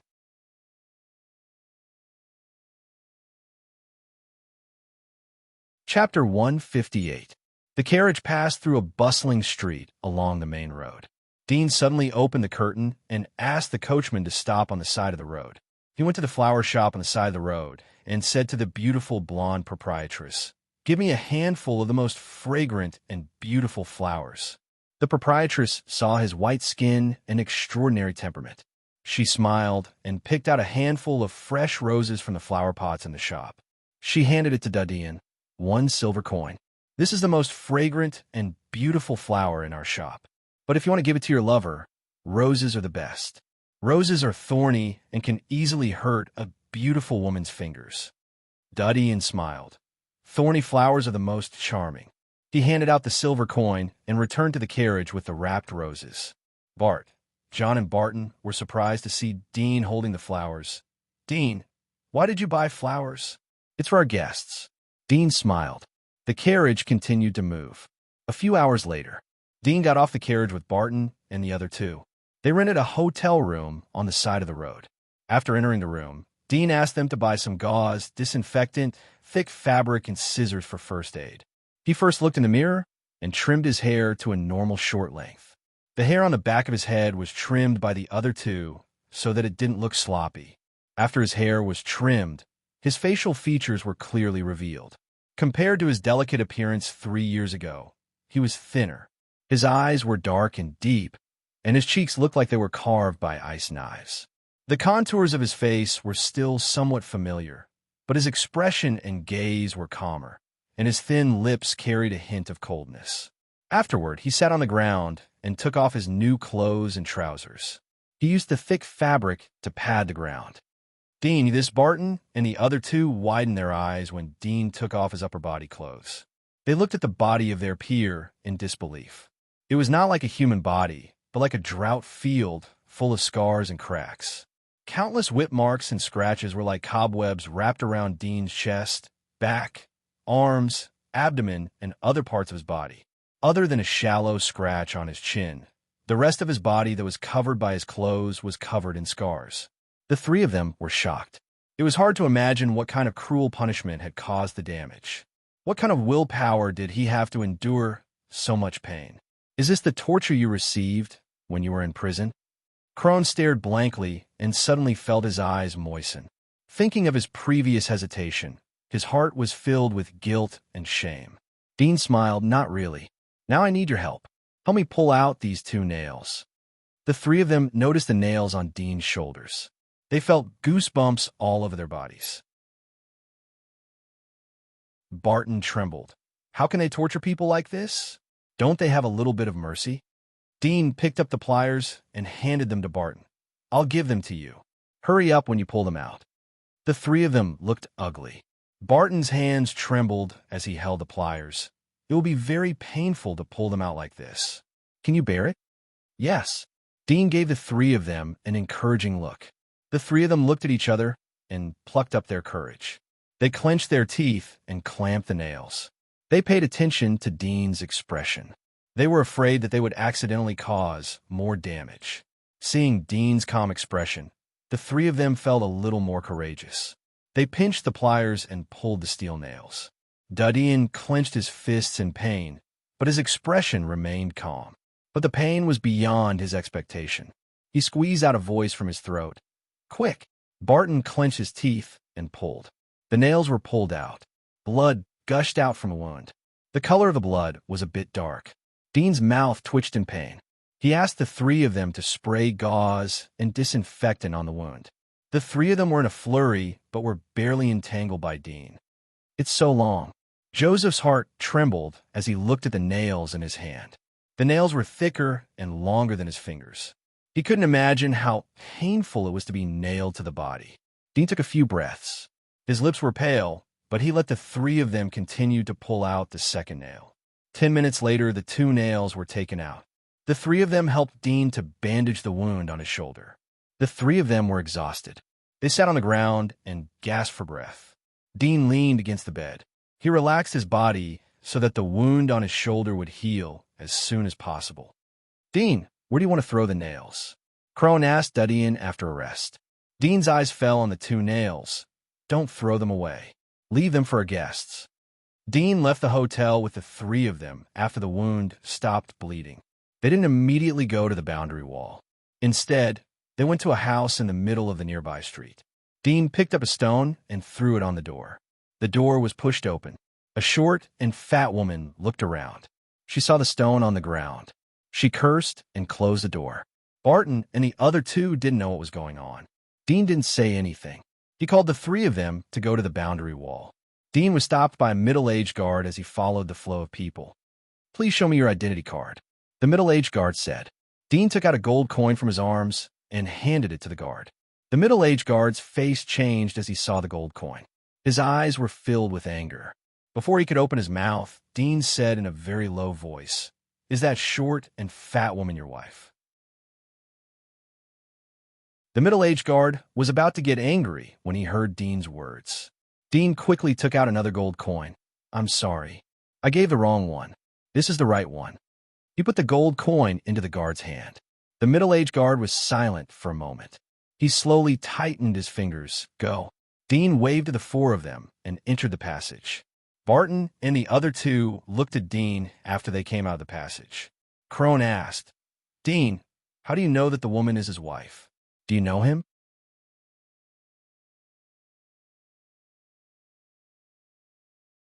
Chapter 159. Commercial District, north of Yardtown. On the plateau on the outskirts of the town, a noble castle stood tall. From time to time, armored knights and squires could be seen patrolling outside the castle.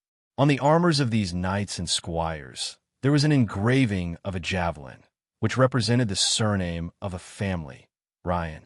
The residents of Yardtown knew that the Ryan family was in charge of the tax collection of the town. Although they were living in a remote corner of the town, but they were one of the top aristocratic families in the commercial district. However, they had provoked the evil alchemist and were destroyed. The huge manor and the magnificent manor had turned into a desert. Now the entire territory of the family was just this remote town. The total annual tax revenue wasn't even as much as the salary of a knight of a great aristocratic family. The old patriarch's temper was getting more and more irritable.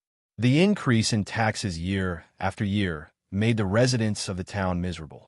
At the moment, a black carriage slowly entered the town. The door was pushed open, and four figures got out of the car. The one in the lead was a tall and thin youth, holding a bouquet of fragrant roses in his hands. Although his clothes were plain and ordinary, his back was ramrod straight, and he stood like a gentleman. Dudian looked around and found a hotel to rent. He closed the door and said to Barton and others, "You will stay in this town. This town is the territory of the Ryan family. Your task is to help me inquire about all the information about the Ryan family, including financial, population, and the number of knights and squires. In addition, information about the children of the Ryan family, including hobbies, specialties, and so on." 09 Small Say Net, Crone asked, "Dean, what are you going to do?" "You will know in a few days," Dean solemnly said. "Try to inquire as much as you can. The most important thing is don't expose your identity and don't do anything too eye-catching." The three nodded. Barton asked, "Dean, where are you going?" "I'm with another guest." Dean grabbed two steel nails that were tightly wrapped in cloth from Joseph's hand. Joseph's face slightly changed. "Are you going to retaliate against the people who framed you?" "It's not revenge." Dean smiled. "It's a virtue to return what you borrowed.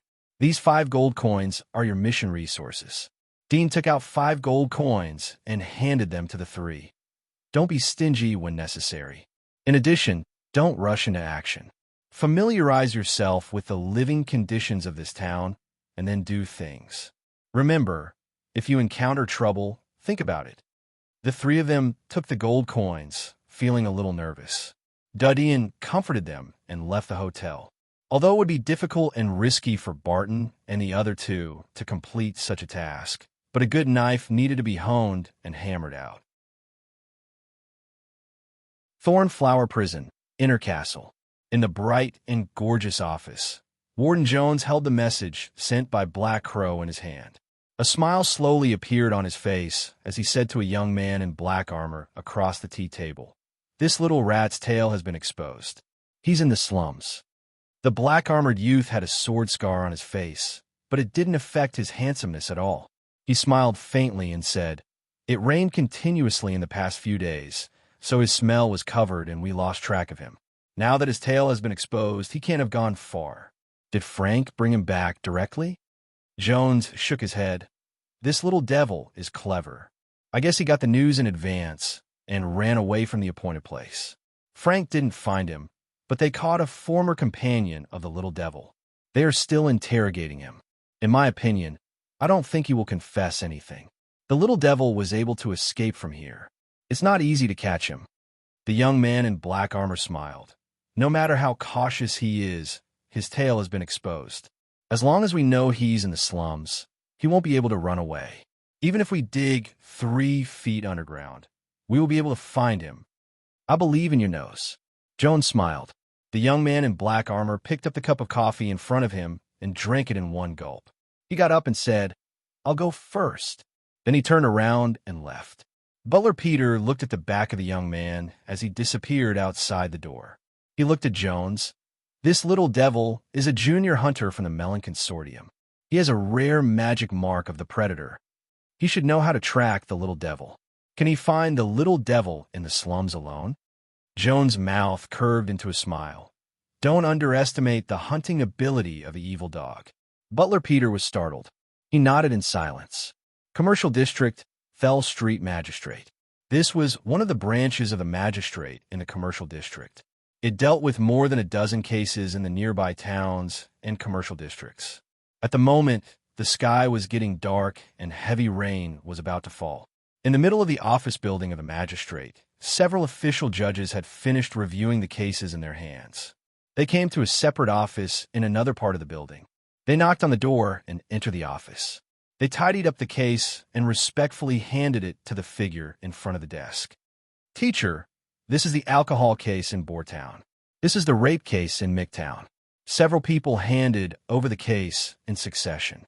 The figure sitting behind the desk was tall and slender. He was wearing a dark red robe with golden threads. He was full of luxury and solemn temperament. He was bowing his head to deal with the case in his hands. He heard the words of the students and nodded. Leave it. Several students handed over the case to the desk. Before leaving, one of the young girls said, Teacher, it's going to rain outside. You should go back and rest early. The figure was startled. He looked out of the window. Gloomy thunder was rolling in the sky. It seemed that heavy rain was coming. He slightly frowned and nodded. I know. You go first. The young girl looked at him but didn't say anything. She turned around and left. After they left, the man finished writing a summary of the half-completed cases in his hands. He put the quill back into the pen holder, got up, and put the other cases into the drawer. Then he came to the door, put on his deacon hat, picked up the oilcloth umbrella, and left the courtroom. Hello, Deacon Hua. Hello, Deacon Hua. Along the way, the busy apprentice priests and knights of the magistrate bowed their heads respectfully when they saw the middle-aged man. The middle-aged man had long been accustomed to it. He calmly walked out of the gate of the magistrate. At this time, the rain had dripped down and stained his clothes. He looked up and slightly frowned. He opened the oilcloth umbrella in his hand and went down the steps.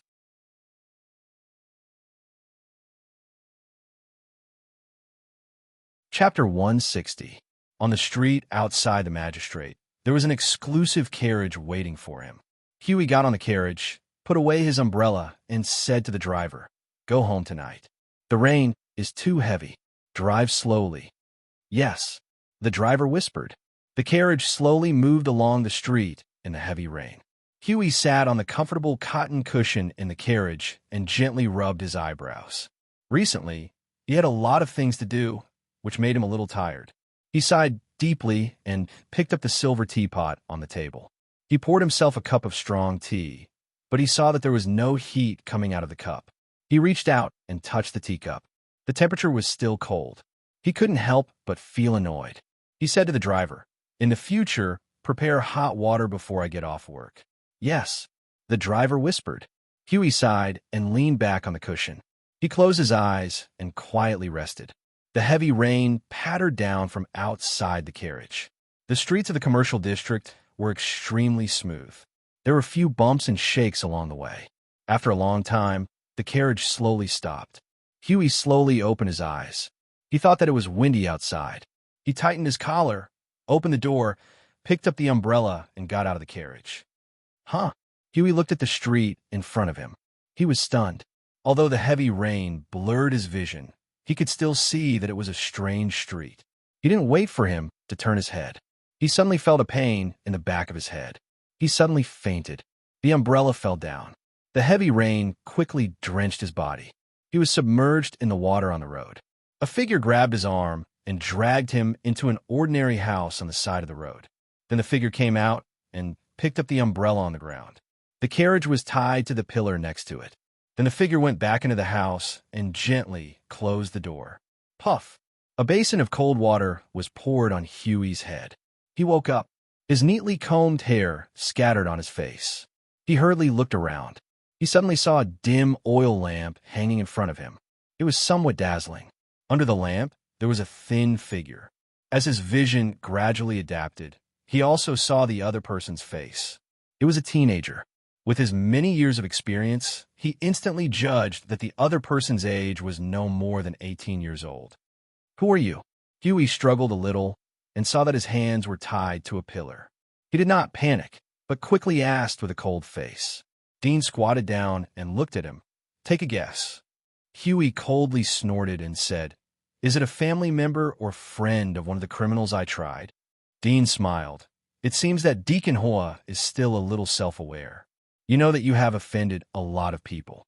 I will remind you a little bit. 3 years ago, you tried a huge theft case. Do you remember? A huge theft case? Huey slightly frowned, thought for a moment, and said, There is such a thing. Are you the accomplice of the theft?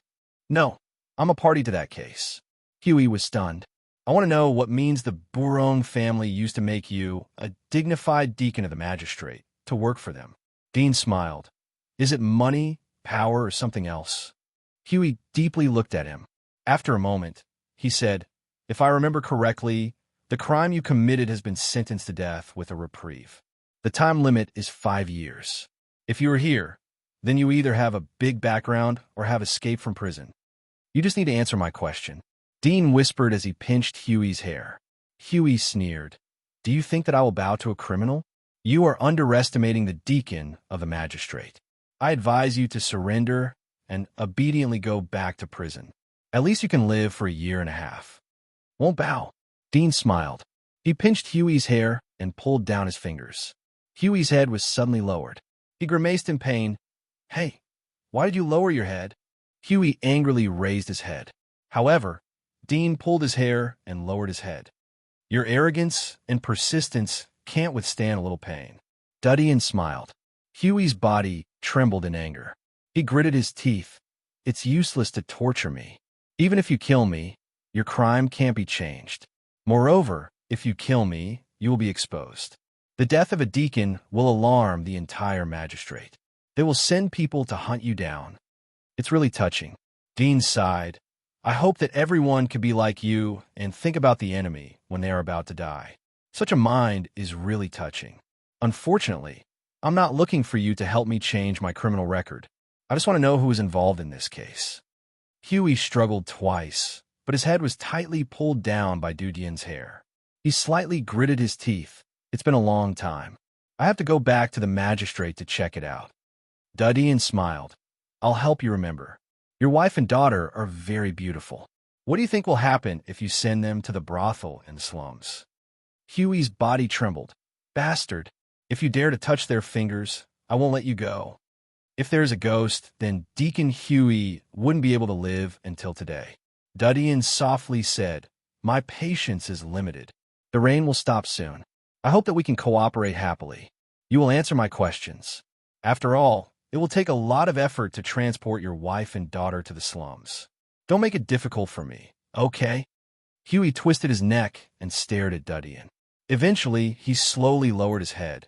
If you want revenge, then you should go to the Bourron family and the Milan family. They are the ones who conspired. Dudian smiled. I naturally know that. But the decisive factor is your prestige as a deacon of the magistrate. Your accumulated prestige makes your words have a high credibility.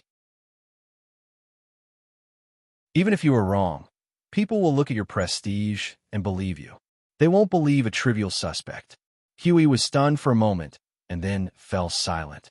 In addition to these two families, is there anyone else? Dudian asked. Huey slightly shook his head no. He paused for a moment and looked at Dudian. Aren't you a primary hunter? If you let me go, I have a way to send you out of the giant wall. Dudian slowly shook his head and turned to the side of the room. Huey noticed that there was a bouquet of roses on the table. He saw Dudian pick up 2 sharp nails from the lace. They were stained with blood.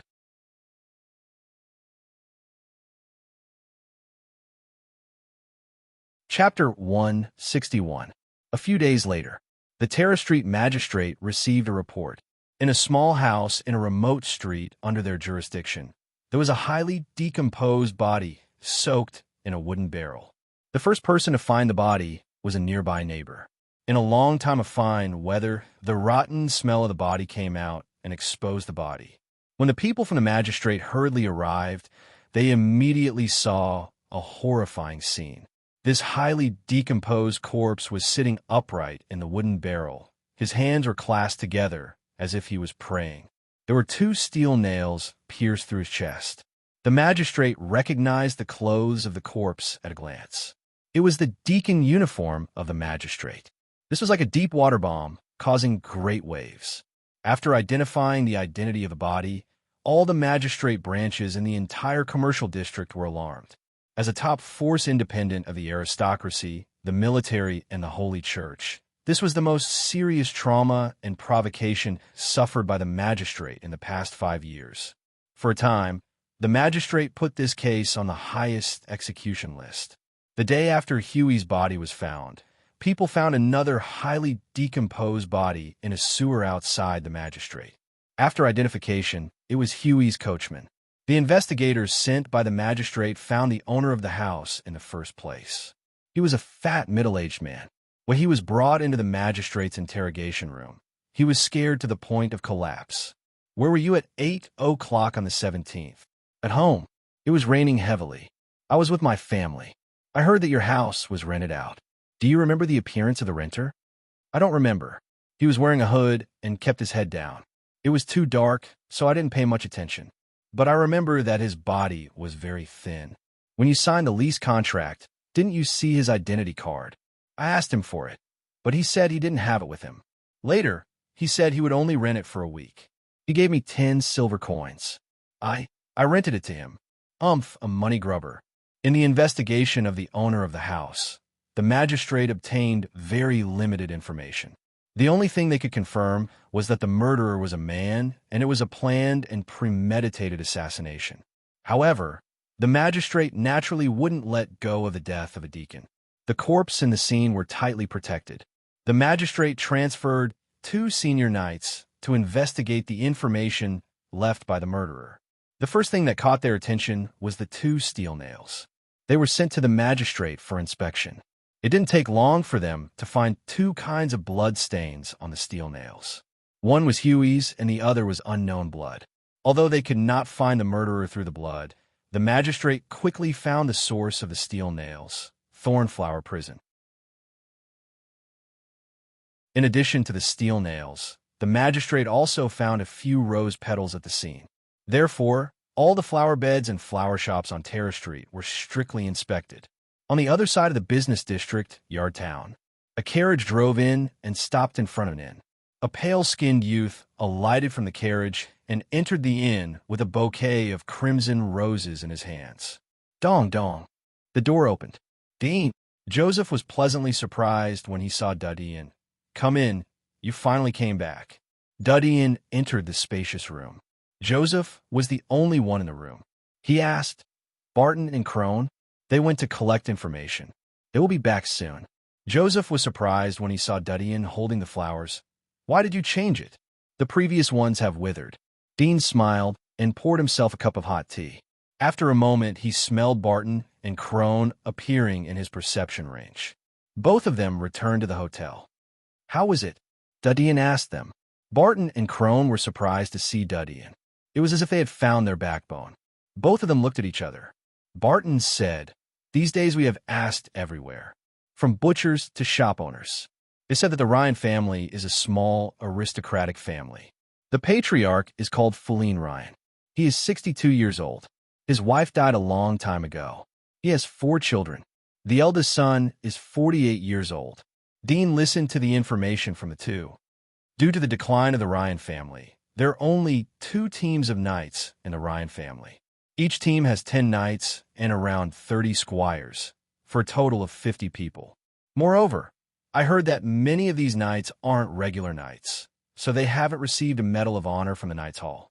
It's just that the old patriarch wanted to save face, so he recruited some apprentice knights into the team to increase the number of knights and make it look better. After a moment, all 3 of them finished talking. Duddy nodded. He got up and said, "Wait for me here. I'm going out." "Where?" Barton asked. Duddy smiled. "I'm going to visit the patriarch." The night came. The castle on the high slope outside the town was brightly lit. Knights and squires were on duty in every corner of the castle.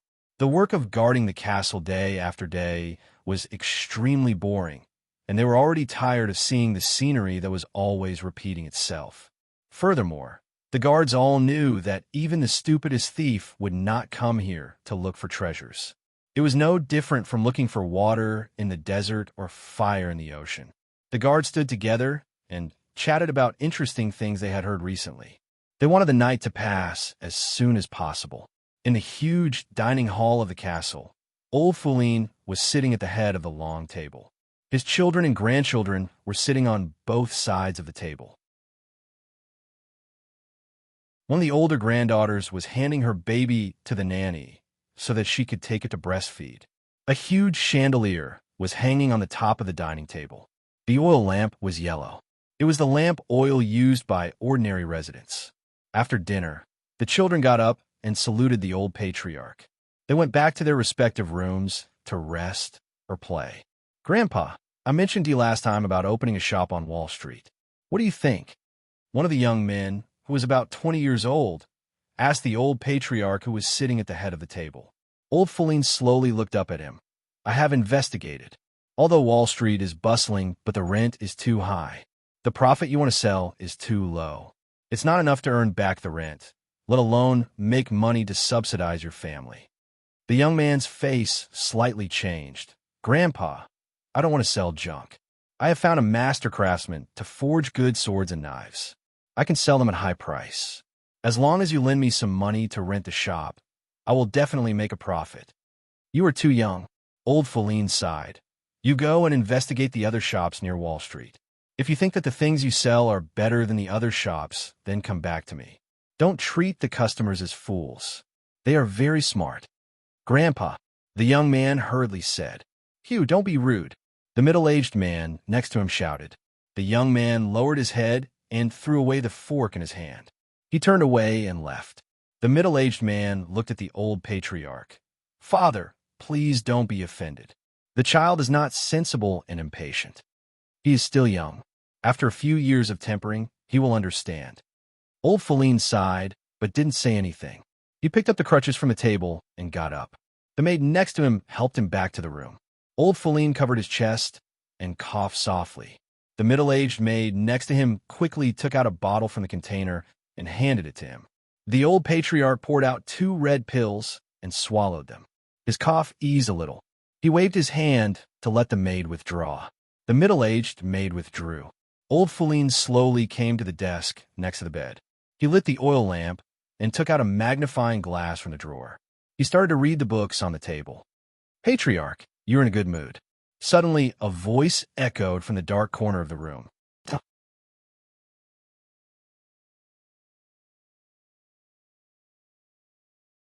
Chapter 162. Old Feline was startled as he heard the sudden voice. He slowly raised his head. His eyes fell on the dark corner of the room. There was a thin figure behind a large hanger. "I'm afraid you will be disappointed if you are here to steal." Old Feline's eyes were cold as he slowly put down a magnifying glass. "Patriarch is really smart. You didn't call the guards first." The figure laughed. Old Feline coldly snorted. "You can sneak into my castle, so your skills shouldn't be inferior to a regular knight. I have my own dog, so I know how fast it is. You will have enough time to kill an old man and then escape. Tell me, what are you planning to do by coming here? The figure stepped out of the shadow. It was Dean. There was a shallow smile on his face. I haven't seen you for 3 years. Patriarch, do you still remember me? Old Feline's eyes flashed as he saw Dean's face. He didn't expect the intruder to be so young. He said, "You should be able to see that I'm old. When people get old, their memory will decline. Please tell me." Dean faintly smiled. 3 years ago, at the aristocratic party held by the Mellon Consortium, you invited a scavenger to be your family's knight. Do you remember? Old Feline was startled. He thought for a moment. His eyes widened as he exclaimed, "It's you." "It's me." Old Feline couldn't help but ask. You didn't?" He was shocked. "Did you escape from prison?" Dean smiled. "There seems to be no other way for a small civilian prisoner like me to get out of here." Old Feline's face turned ugly. "I remember that I didn't offend you.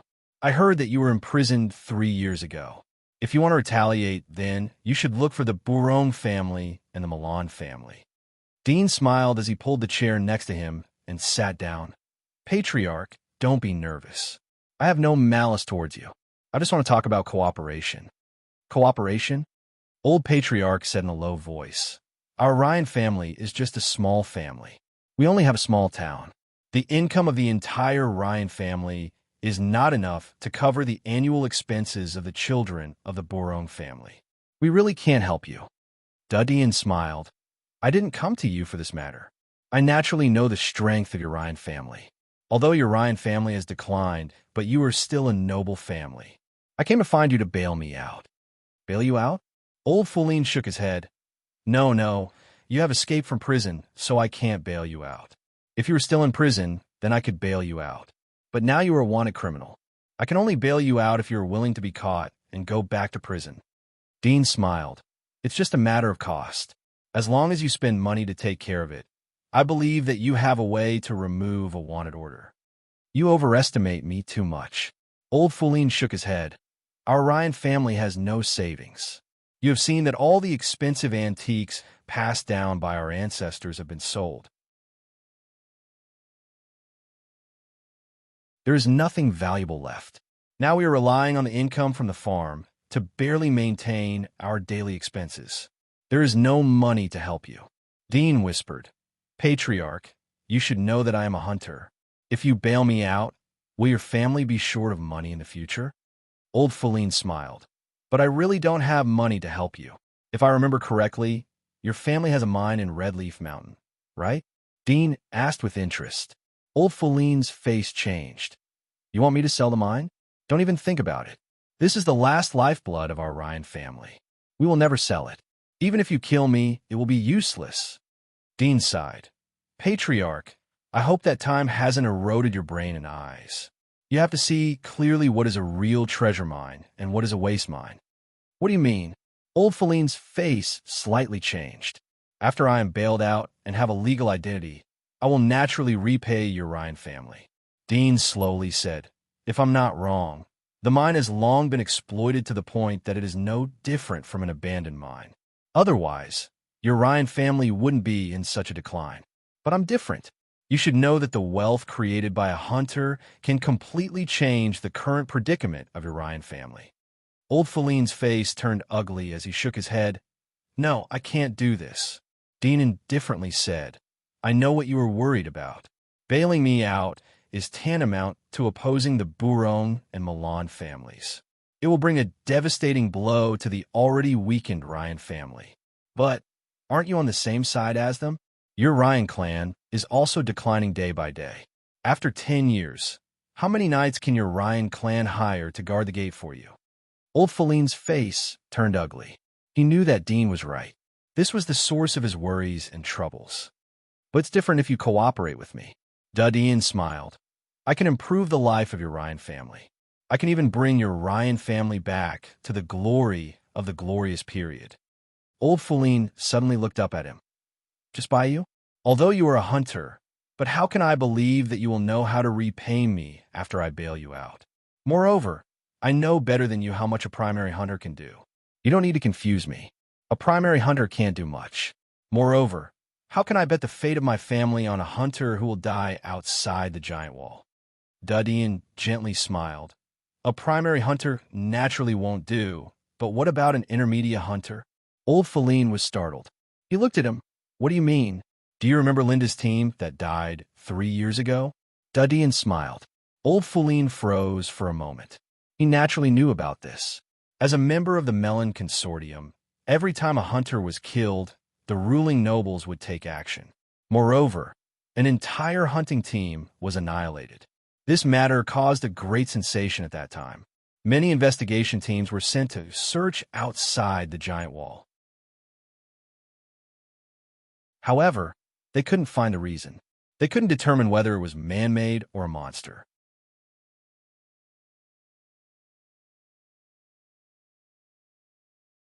Chapter 163. Did you kill her? Old Feline was stunned. You should know that I have a problem with Linda. Dudian chuckled. When the consortium investigates, they won't pay attention to me. I'm just a junior hunter. If you investigate, you should be able to find out that I was temporarily dispatched to the giant wall to cooperate with Glenn to hunt the Black Weaver. Old Feline was startled. When Dudian mentioned Glenn and the Black Weaver, he immediately recalled the major events that happened that year. These two events happened to overlap. You weren't a junior hunter at that time. You were at most an apprentice hunter. How could you kill Linda? She was an intermediate hunter. Old Feline couldn't believe it. Dudian glanced at his desk and smiled. If you have read the recent newspapers, then you should know about the death of Deacon Huey. Old Feline was startled. His eyes widened as he looked at Dudian in horror. Yes, I killed him. Dudian smiled. Old Feline couldn't help but ask. He was a deacon of the magistrate. Why did you kill him? The main reason why I was imprisoned was because of his trial. Dudian smiled. I told you these two things because I want to tell you that if I want to, your Ryan family will be completely destroyed tonight. Please believe me. Old Feline's pupils contracted as he stared at Dudian. After a long time of silence, he felt tired. His old face was full of sweat. He was no longer able to hide his body's trembling. He slowly sat back on the chair. So, I have no choice? Dudian touched his chin and thought for a moment. Then he shook his head. Well, it seems that there is no choice. Unless you choose to maintain the noble character of an aristocrat and insist on fighting against the criminals. Then you will be gloriously exterminated. Perhaps you will leave a glorious record in the history books of the future generations. At least you won't be ashamed of the ancestors of the Ryan family. Old Feline smiled. You don't have to be sarcastic to me. You were able to escape from Thornflower Prison. I know that you are not a simple character. Perhaps Linda's team was really killed by you. Anyway, you have the strength to kill an old man like me. Even if it is to save my own life, I will promise you. But if you really killed Deacon Huey, then the magistrate will definitely find out. Even if I bail you out, you will be imprisoned again and will be executed immediately. Dudian smiled. You don't have to worry about this matter. I have my own way to deal with it. Old Feline couldn't help but look at him. He wanted to say something, but hesitated. He finally held back and said, Since you have your own plan, I won't say much. But it is difficult to mine the Red Leaf Mountain. It is almost a waste mine. Even if it is sold, it won't be able to get a high price. Dudian smiled. The mine is the same as a person. As long as you dress up a little, even if it is ugly, you will be able to look good after dressing up. I believe I don't need to elaborate on how to do it. Old Feline deeply looked at him. I know. Dudian slowly walked to the desk. It's getting late. You can now write the bail letter and send it to the magistrate to submit the bail application.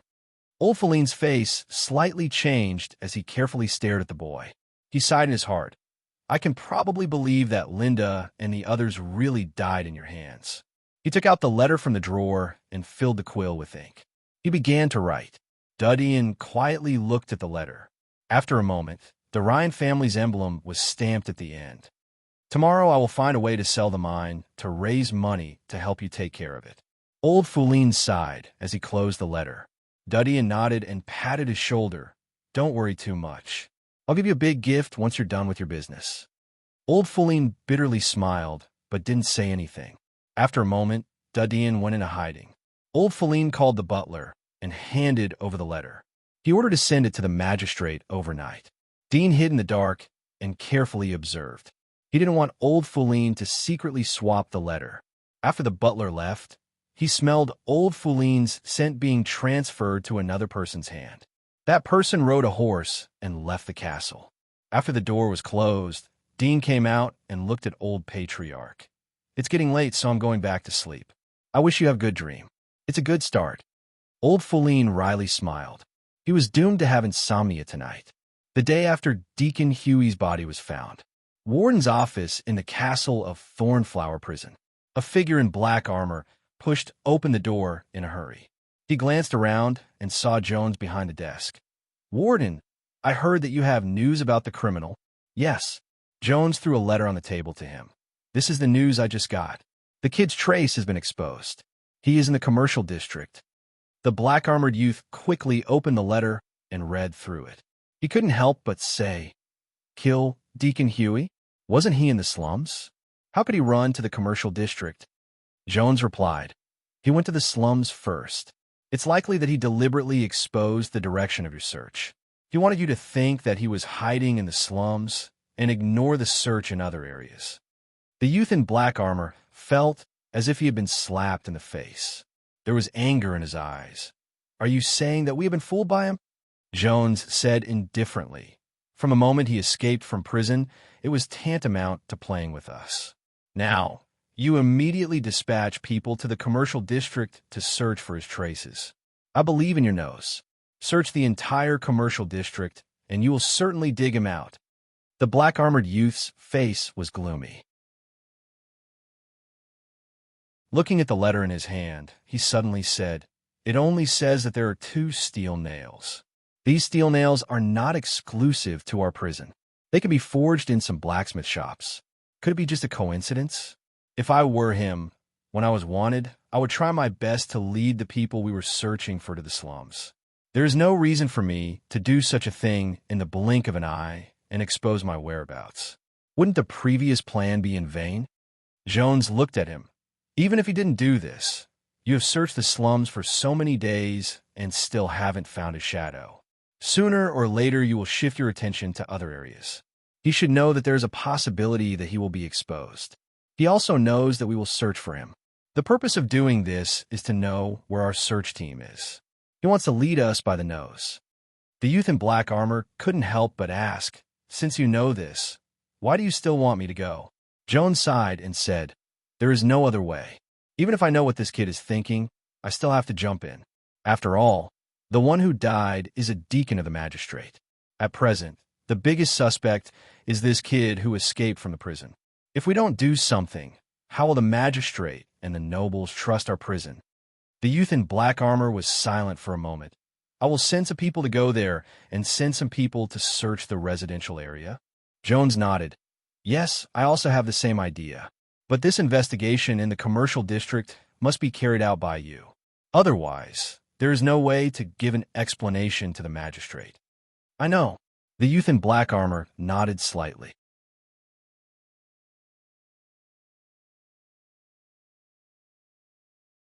Chapter 164. Back to the hotel. Barton and the other 2 were relieved to see Duddy and come back. Crone gently closed the door and pulled Dean into the room. He whispered, "Dean, I accidentally read the newspaper today. A deacon named Huey was killed. He was stabbed by 2 steel nails in the chest. Are you the one who did it?" Duddy nodded. "Yes." Barton couldn't help but ask, "Is this the person who put you in prison?" Duddy slightly nodded and added, "One of them." The 3 looked at each other. Joseph nervously said, "Dean, they are arresting murderers everywhere. Will they suspect you? You are still a wanted man. If you are found, you will be in prison again." Duddy comforted the 3. "Don't worry. I will restore my legal identity in a few days. These things will pass." "Restore your legal identity?" The 3 were surprised. "How?" Crone couldn't help but ask. Dean smiled. "It's getting late. Let's rest early." The next day, Duddy let Barton and the other 2 continue to monitor the Rhine Castle. He sneaked into the castle to monitor the actions of the old patriarch. Although the possibility was very low, but he still had to prevent the old patriarch from having other ideas. Dean was gratified that old Feline was very efficient even though he was old. The next morning he dispatched miners to send the ores back to the Red Leaf Mountain mine. The mine that had been mined out for a long time had turned into a rich mine with high production under the camouflage of the ores. The news of the sale of the mine quickly spread out. However, the first sensation was the Ryan family itself. The 4 children and 9 grandchildren of the old patriarch were in an uproar. Except for a few people who agreed with the approach of the old patriarch, the rest were unanimously against it. The Red Leaf Mountain mine was the last lifeline of the Ryan family. Once it was sold, they would be completely cut off from the source of money. They could only sit and eat. The voices of opposition were soon suppressed by the old patriarch. On the 3rd day, the Red Leaf Mountain mine was sold. It was sold to another aristocrat who had been eyeing the mine for a long time. Duddian felt that he didn't choose the wrong person as he saw the old patriarch's swift and decisive actions.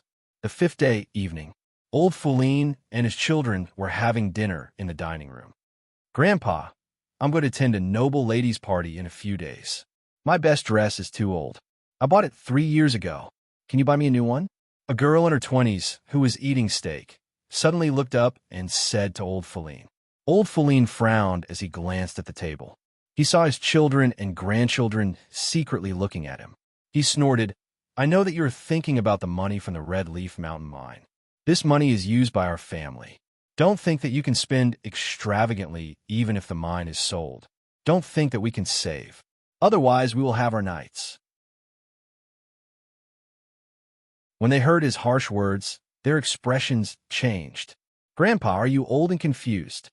One of the young men stood up in anger. "What's the use of the money? It can't be used to make money. It's better to lend it to me to do business." Old Feline's face changed as he coldly said, "You say it again." The middle-aged man next to him hurriedly pulled the young man. "Hugh, shut up." The young man saw the old patriarch's gloomy face. He clenched his teeth, threw away the knife, and turned to leave. At the same time as he left, a servant ran in and passed him. He came in front of old patriarch and respectfully said, "Master, you have a letter." Old Feline took the letter and glanced at the badge mark on the cover. The anger on his face slightly converged. He grabbed the crutches on the table and said to the middle-aged maid, "Help me back to my room." Old Feline ordered the middle-aged maid to withdraw after entering his room. He came to the desk alone and opened the letter. He looked at the contents and said, "Come out. It's for you." Dean's figure emerged from the shadows of the room. There was a smile on his face. "Is it a bail notice?" Old Feline nodded and handed the letter to him. Dean opened it and saw that it was a bail notice. It was written in black and white.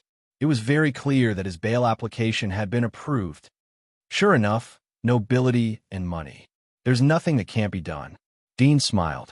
Old Feline sat back in his chair and indifferently said, "In order to help you, we spent tens of thousands of gold coins from the sale of the mines in Red Leaf Mountain.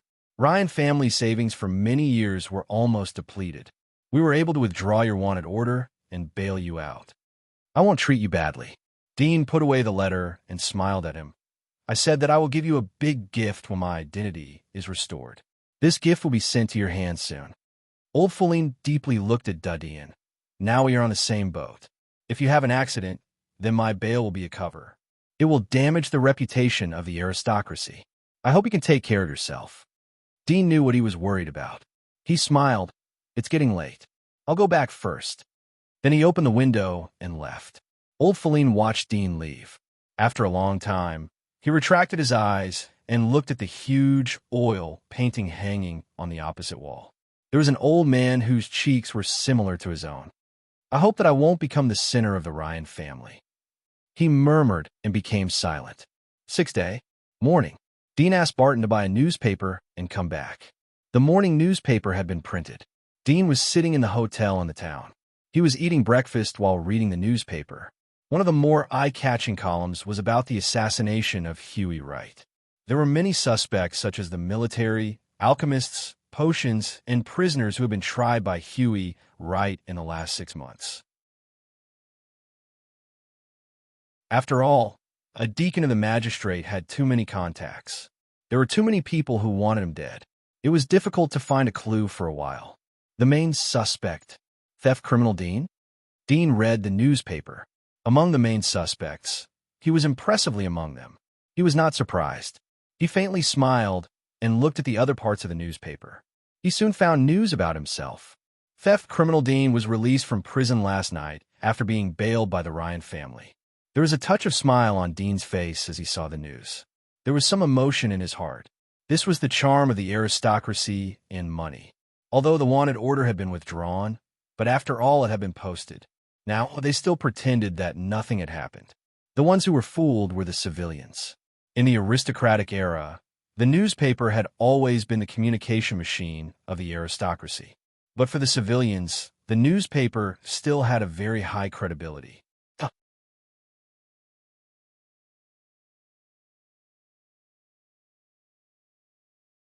Chapter 165. Thornflower Prison. Warden's office. The door was suddenly pushed open, and the youth in black armor strode in. He threw the newspaper on the table and said angrily, "What's going on?" "Bail. I need an explanation." Inside the office, Jones was sitting in front of his desk, eating his breakfast of bacon bread while flipping through the newspaper. Facing the black-armored young man who suddenly barged in, he frowned slightly and said, "Watch your volume." The youth in black armor was indignant. "I've been searching day and night for the past few days and finally found this brat's whereabouts. He's in Yardtown, and you're telling me that he's been bailed out? I've been wanting to skin this brat alive for so many days, and now he's bailed out? What kind of joke is this? He's a fugitive." Jones looked up from the newspaper, glanced at him, and said, "Calm down first. I'll tell you." The young man in black armor saw his unhurried manner and gritted his teeth. He took a deep breath and said, "Speak. I want an explanation." Jones put the newspaper aside, took a sip of milk tea, and said calmly, "The newspaper clearly states that he was bailed out by an aristocrat. It shows his ability that he could find an aristocrat to bail him out. For us, it's actually a good thing. At least we can ignore the fact that he escaped from prison, and it won't be too shameful for our Thornflower prison." The young man in black armor was stunned, and then anger appeared on his face. "Just because of this? He's a fugitive," Jones said indifferently. "Putting aside his identity as a wanted criminal, he's just a thief and a criminal who was sent to prison because of a noble scheme. Now that a noble is standing up for him, it's not surprising that he's bailed out. As for the fact that he's a wanted criminal, it'll be treated as misinformation. Just find someone to take the blame. It won't damage the reputation of our prison, and it'll put an end to this matter." Black Armored Green's expression changed. "But isn't it too easy for him to be bailed out just like that?" Jones glanced at him and sighed. "At the end of the day, you and I are just servants sandwiched between the nobles. Even if we are unhappy, what can we do? If the nobles come forward and guarantee his release with their reputation, who can stop them? Even the other nobles can't stop them, unless he commits another crime, and there is conclusive evidence, and is witnessed by all. Only then can he be arrested and thrown into prison again. However, as long as he has the backing of a noble, there is still a chance for him to be bailed out. This is the rule." The black-armored young man was stunned speechless. Jones laughed and said calmly, "Although the magistrate claims to be impartial and have killed many nobles, behind the fall of those nobles, it was the other nobles who worked together to push for the fall of those nobles. The magistrate claims to be able to ignore the nobles and deal with anyone fairly. But in the end, the lifeblood of this world is in the hands of the nobles. Most of the economy and power are in the hands of the nobles. Neither the Holy Church nor the magistrate can ignore the deep-rooted prestige and credibility of the nobles. Just like this bail. If it's an ordinary rich businessman, how can he be bailed out? At most he can bail out a few thieves. Who would dare to interfere with the criminals in our Thornflower prison? But the nobles are different. Even the most declining nobles have such rights as long as they are still nobles. This is called class sharing." The youth in black armor was silent. After a while, he suddenly said, "Even if he's bailed out, this kid won't live for long." Jones looked at him, gently smiled, and said, "Yes, killing a deacon of the magistrate has angered the magistrate. Even if he's sheltered by the nobles, the magistrate can deal with him. After all, there are too many nobles who want to please the magistrate. Maybe the nobles who bailed out the kid will also be eradicated. The youth in black armor let out a sigh. There was a sneer on his face. When he's executed, I'll go to the scene to see it in person. Jones smiled and said, "It's just a little thing. There's no need to be too angry." Commercial District, Erdo's Mountain, Borong family. The huge castle was located on the hillside. The walls were built at the foot of the mountain. The mountain was surrounded by moats and drawbridges. There were many knights and squires patrolling the walls. Rudolph Borong got up in the morning. He didn't go downstairs. Instead, he called a servant to wash up and bring breakfast to his room. He also brought the morning newspaper. This kid, Rudolph noticed Huey's assassination as soon as he saw the newspaper. His eyes narrowed. He was almost convinced that Dudeen was the one who had done the assassination. Rudolph was almost certain that Dudeen was the one who had done it. Thornflower Prison is also a bunch of useless people. The military's ability to handle matters is getting worse. Rudolph's eyes swept to the main suspects under the newspaper. He saw Dean's name. His eyebrows slightly stretched out. The magistrate is useful. He glanced at it for a while and then stopped paying attention to it. He flipped through the other news. A moment later, he suddenly saw the name that he was sensitive to in the bottom left corner of the newspaper. Released on bail, he was startled for a moment. His face was covered with a haze. Ryan family, what a fat courage. He put the newspaper on the table and waved to the maid next to him. Destroy all the newspapers you bought today. Don't let Miss see them. In addition, don't let her go out today. Stay at home. The young maid respectfully replied, "Yes." Rudolph was about to withdraw when he called out, "Wait a minute. She has been working with Gionda on a case. Go and call Gionda. Bring the case information and accompany Miss to study at home." "Yes." The maid respectfully nodded. Rudolph's eyes flashed as he looked at the newspaper on the table. He thought for a moment and said to the maid on the right, "Go and call the butler." "Yes." The maid respectfully replied. After a moment, a middle-aged butler dressed like a gentleman came in front of Rudolph and respectfully said, "Good morning, master." Rudolph indifferently said, "Go and call that old bastard." The middle-aged butler was surprised for a moment. He noticed the newspaper in Rudolph's hand. He immediately turned and left. Yartown. Dean had eaten breakfast. He was surrounded by a team of knights of the magistrate as he came out of the hotel. "We suspect that you are involved in a murder case. Please come with us," a young knight of the magistrate said to Dudeen in an indifferent tone.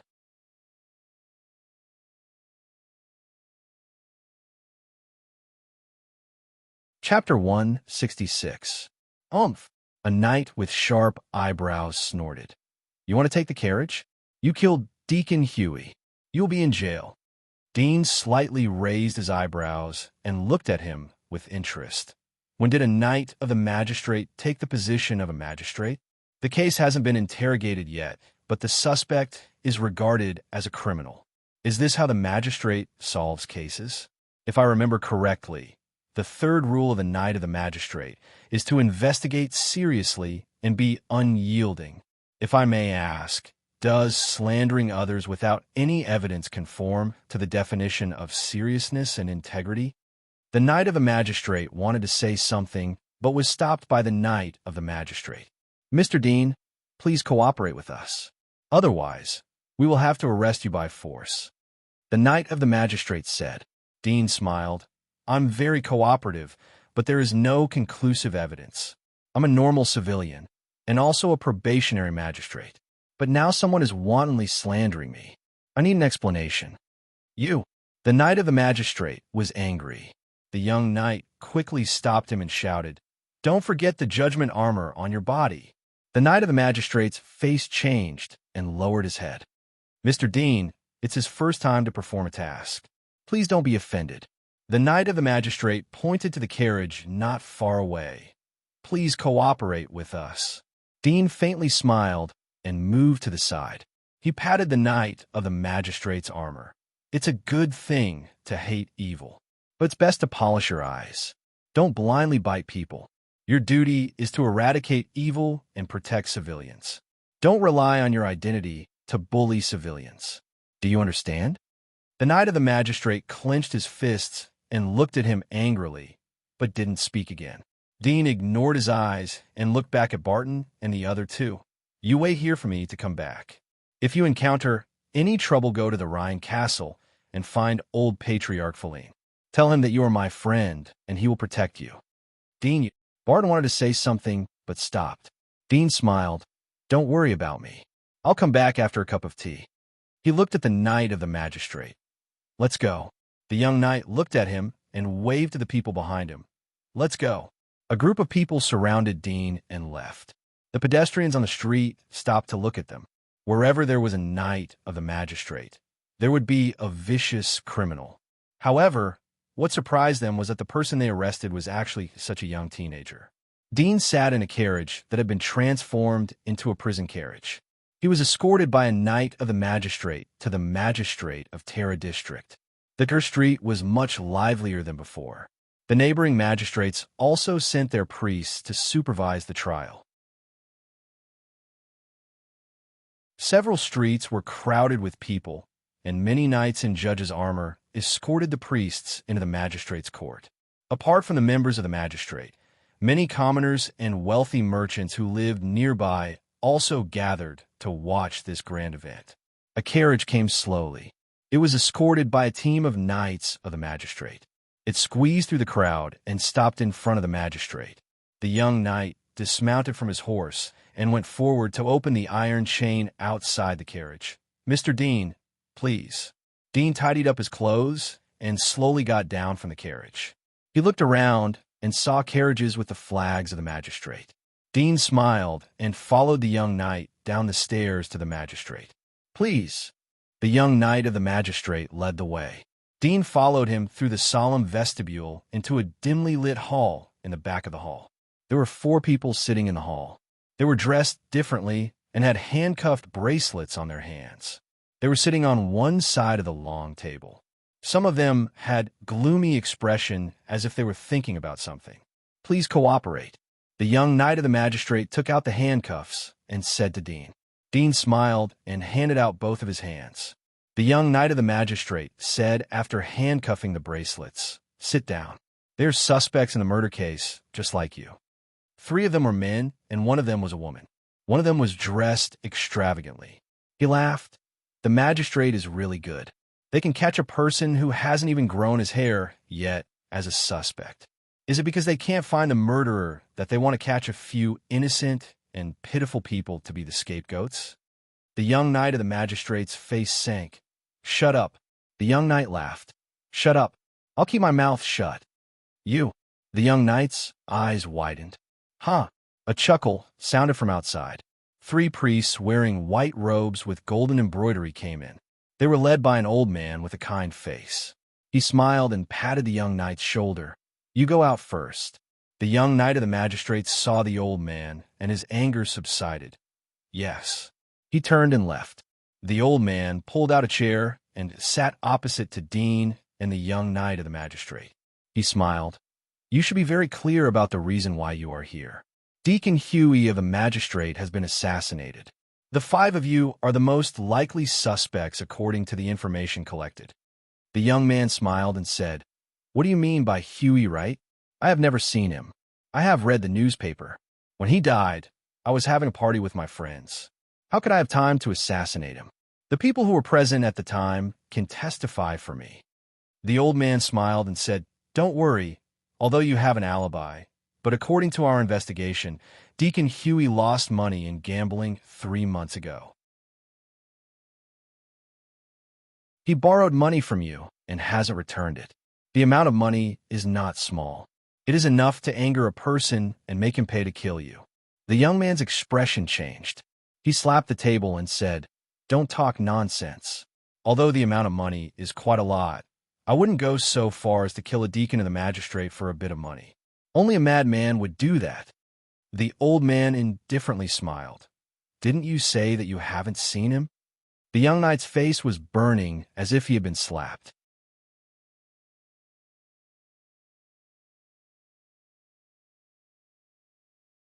Chapter 167. The old man smiled as he saw that all of them were silent. All of you are related to Deacon Huey. According to our investigation, you're the most likely to want to kill Deacon Huey. Suddenly, he called out a name. A dark-skinned youth next to Dean shivered. I didn't kill him. I really didn't. The old man looked at him. You don't have a wife or a daughter. Why did you go to the flower shop to buy roses on the night of the 25th? Dudian looked down at the table in front of him. The young man named Butte trembled slightly and said, I speak. The old man suddenly shouted. Dean and the others were shocked. Boo shivered. I wanted to buy flowers. I wanted to buy flowers for a girl I like. I have a crush on her. The old man narrowed his eyes. What is the girl's name? Lucy, Butte said in a low voice. The old man nodded slightly and waved his hand at a guard behind him, asking him to go out and investigate. The old man didn't continue to ask questions after the guard went out. He looked at a middle-aged man who was also wearing a white robe. Do a blood test. The middle-aged man nodded slightly and placed a box on the table. He opened the box and saw a bloody steel nail inside. He waved his hand to a nearby guard. The guard immediately handed over a bowl and a knife that had been prepared in advance. If you have read the newspaper, then you should know that this is the main weapon that killed Deacon Huey. The old man's eyes quietly swept over the faces of the 5 people. But there is another kind of blood in addition to Deacon Huey's blood. This blood is likely to be left by the criminal. His eyes fell on Dudian. Dean saw his expression and raised his eyebrows. Are you suspecting me? At present, the most suspicious person is you. The old man's face didn't have the previous gentleness. Instead, he showed a bit of hatred and sneer. 3 years ago, you committed theft and was imprisoned. This case was personally handled by Deacon Huey. Later, you escaped from Thornflower Prison. These steel nails were the torture tools in Thornflower Prison. You resented Deacon Huey's sentence. After you escaped from prison, you used these tools to stab Deacon Huey. This is a shameful revenge murder. Hearing his words, the 4 people next to Dean were stunned. They looked incredulously at Dean, who was sitting side by side with them. Among them, the most shocked was the young man who spoke before. He saw that Dean was young and dressed in plain clothes. He thought that Dean was an ordinary civilian. He did not expect that he was a super criminal who escaped from the vicious Thornflower Prison. Thinking of what he said before, his eyelids twitched, and he subconsciously moved to the left. Dean calmly looked into the old man's eyes. I was in prison when Deacon Huey died. I don't understand what you're talking about. Boy, don't play dumb. The middle-aged man next to him said in a stern voice, Do you really think that everyone in Thornflower Prison is a group of idiots? Now that the evidence is conclusive, do you think you can fool us? Now you should pray for the aristocrat who bailed you out. After the test is over, he will be listed as an accomplice. His family will be confiscated, and his aristocratic status will be abolished. Dean stared at him coldly. Before the results are verified, I hope you can shut your mouth. The magistrate relies on evidence, not mouth. Or did you receive money from someone to find a scapegoat? Bastard, what did you say? The middle-aged man angrily pointed at Dean. Dean leaned back on the chair and looked at the old man in front of him. Since you have the evidence, there is no need to talk nonsense. Start the verification so that everyone can have some peace of mind. The old man coldly said, You don't need to say much. We will verify it. He said to the middle-aged man, Start. The middle-aged man coldly looked at Dean. Boy, the first one is you. Stretch out your hand. Dean stretched out his hand. The middle-aged man saw that Dean suddenly became honest. He coldly snorted and lifted Dean's sleeves. Suddenly, he saw the dense whip marks and other scars on Dean's arm. He could even see the marks left by the fire. He could not help but slightly change his face. The 4 people next to him also noticed the scars on Dean's hand. They could not help but take a deep breath. The countless scars made their scalp tingle. You deserve it, the middle-aged man snorted. He cut a shallow mark on Dean's wrist with a knife. Blood seeped out and slipped into the small bowl. The young man next to him secretly glanced at Dean. He saw that Dean's expression was as usual. He didn't even frown. He secretly sighed in his heart. At the same time, he said to the middle-aged man, Elder, Do you want to scrape the blood off the steel nail to see if it can merge with our blood? The middle-aged man glanced at him and said in a cold voice, "If the investigation didn't say that you have a motive to kill, with your IQ, I don't believe that you can commit murder." The young man stared at him and said, What do you mean?" The middle-aged man didn't pay attention to him and waved to the outside. After a moment, a knight came in with a palm-sized box. He put the box on the table and retreated. The middle-aged man opened the box. There was a soft little insect lying inside. Its whole body was crystal clear. It was chubby and twisted slightly on the soft cotton pad inside the box. "This is a homologous insect." The middle-aged man looked at Dean and smiled coldly.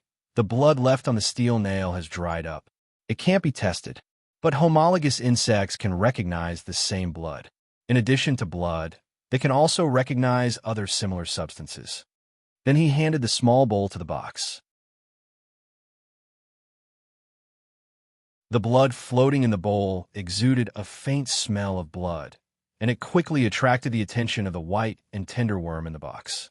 It crawled out of the box, and its many tiny crystal claws firmly grasped the smooth bowl. It stuck its head into the bowl and sucked the blood. After the blood entered its body became red. The middle-aged man handed the bloody steel nail to the front of the insect. He looked at it nervously and expectantly. The white and tender insect stood up and gently sniffed the steel nail. After a moment, it suddenly retracted its body and drilled into the box. Seeing this scene, the middle-aged man was stunned. The old man sitting opposite to Dean also changed his face. "Try again." The middle-aged man reacted and once again handed the steel nail. The white and tender insect didn't respond. It was lazily lying in the box and twisting its body. Seeing this, the middle-aged man and the old man could not help but look at Dean. There were some doubts in their eyes. Although they had gathered 5 suspects, but the person they suspected the most was Dean. The blood on the steel nail was excellent evidence. However, now after verification, in addition to Huey's blood, the other one was not Dean's. Besides him, who else could it be? You're tuning in to the Warrior Lore YouTube channel. Don't forget to subscribe and join us on this journey to catch the most captivating stories.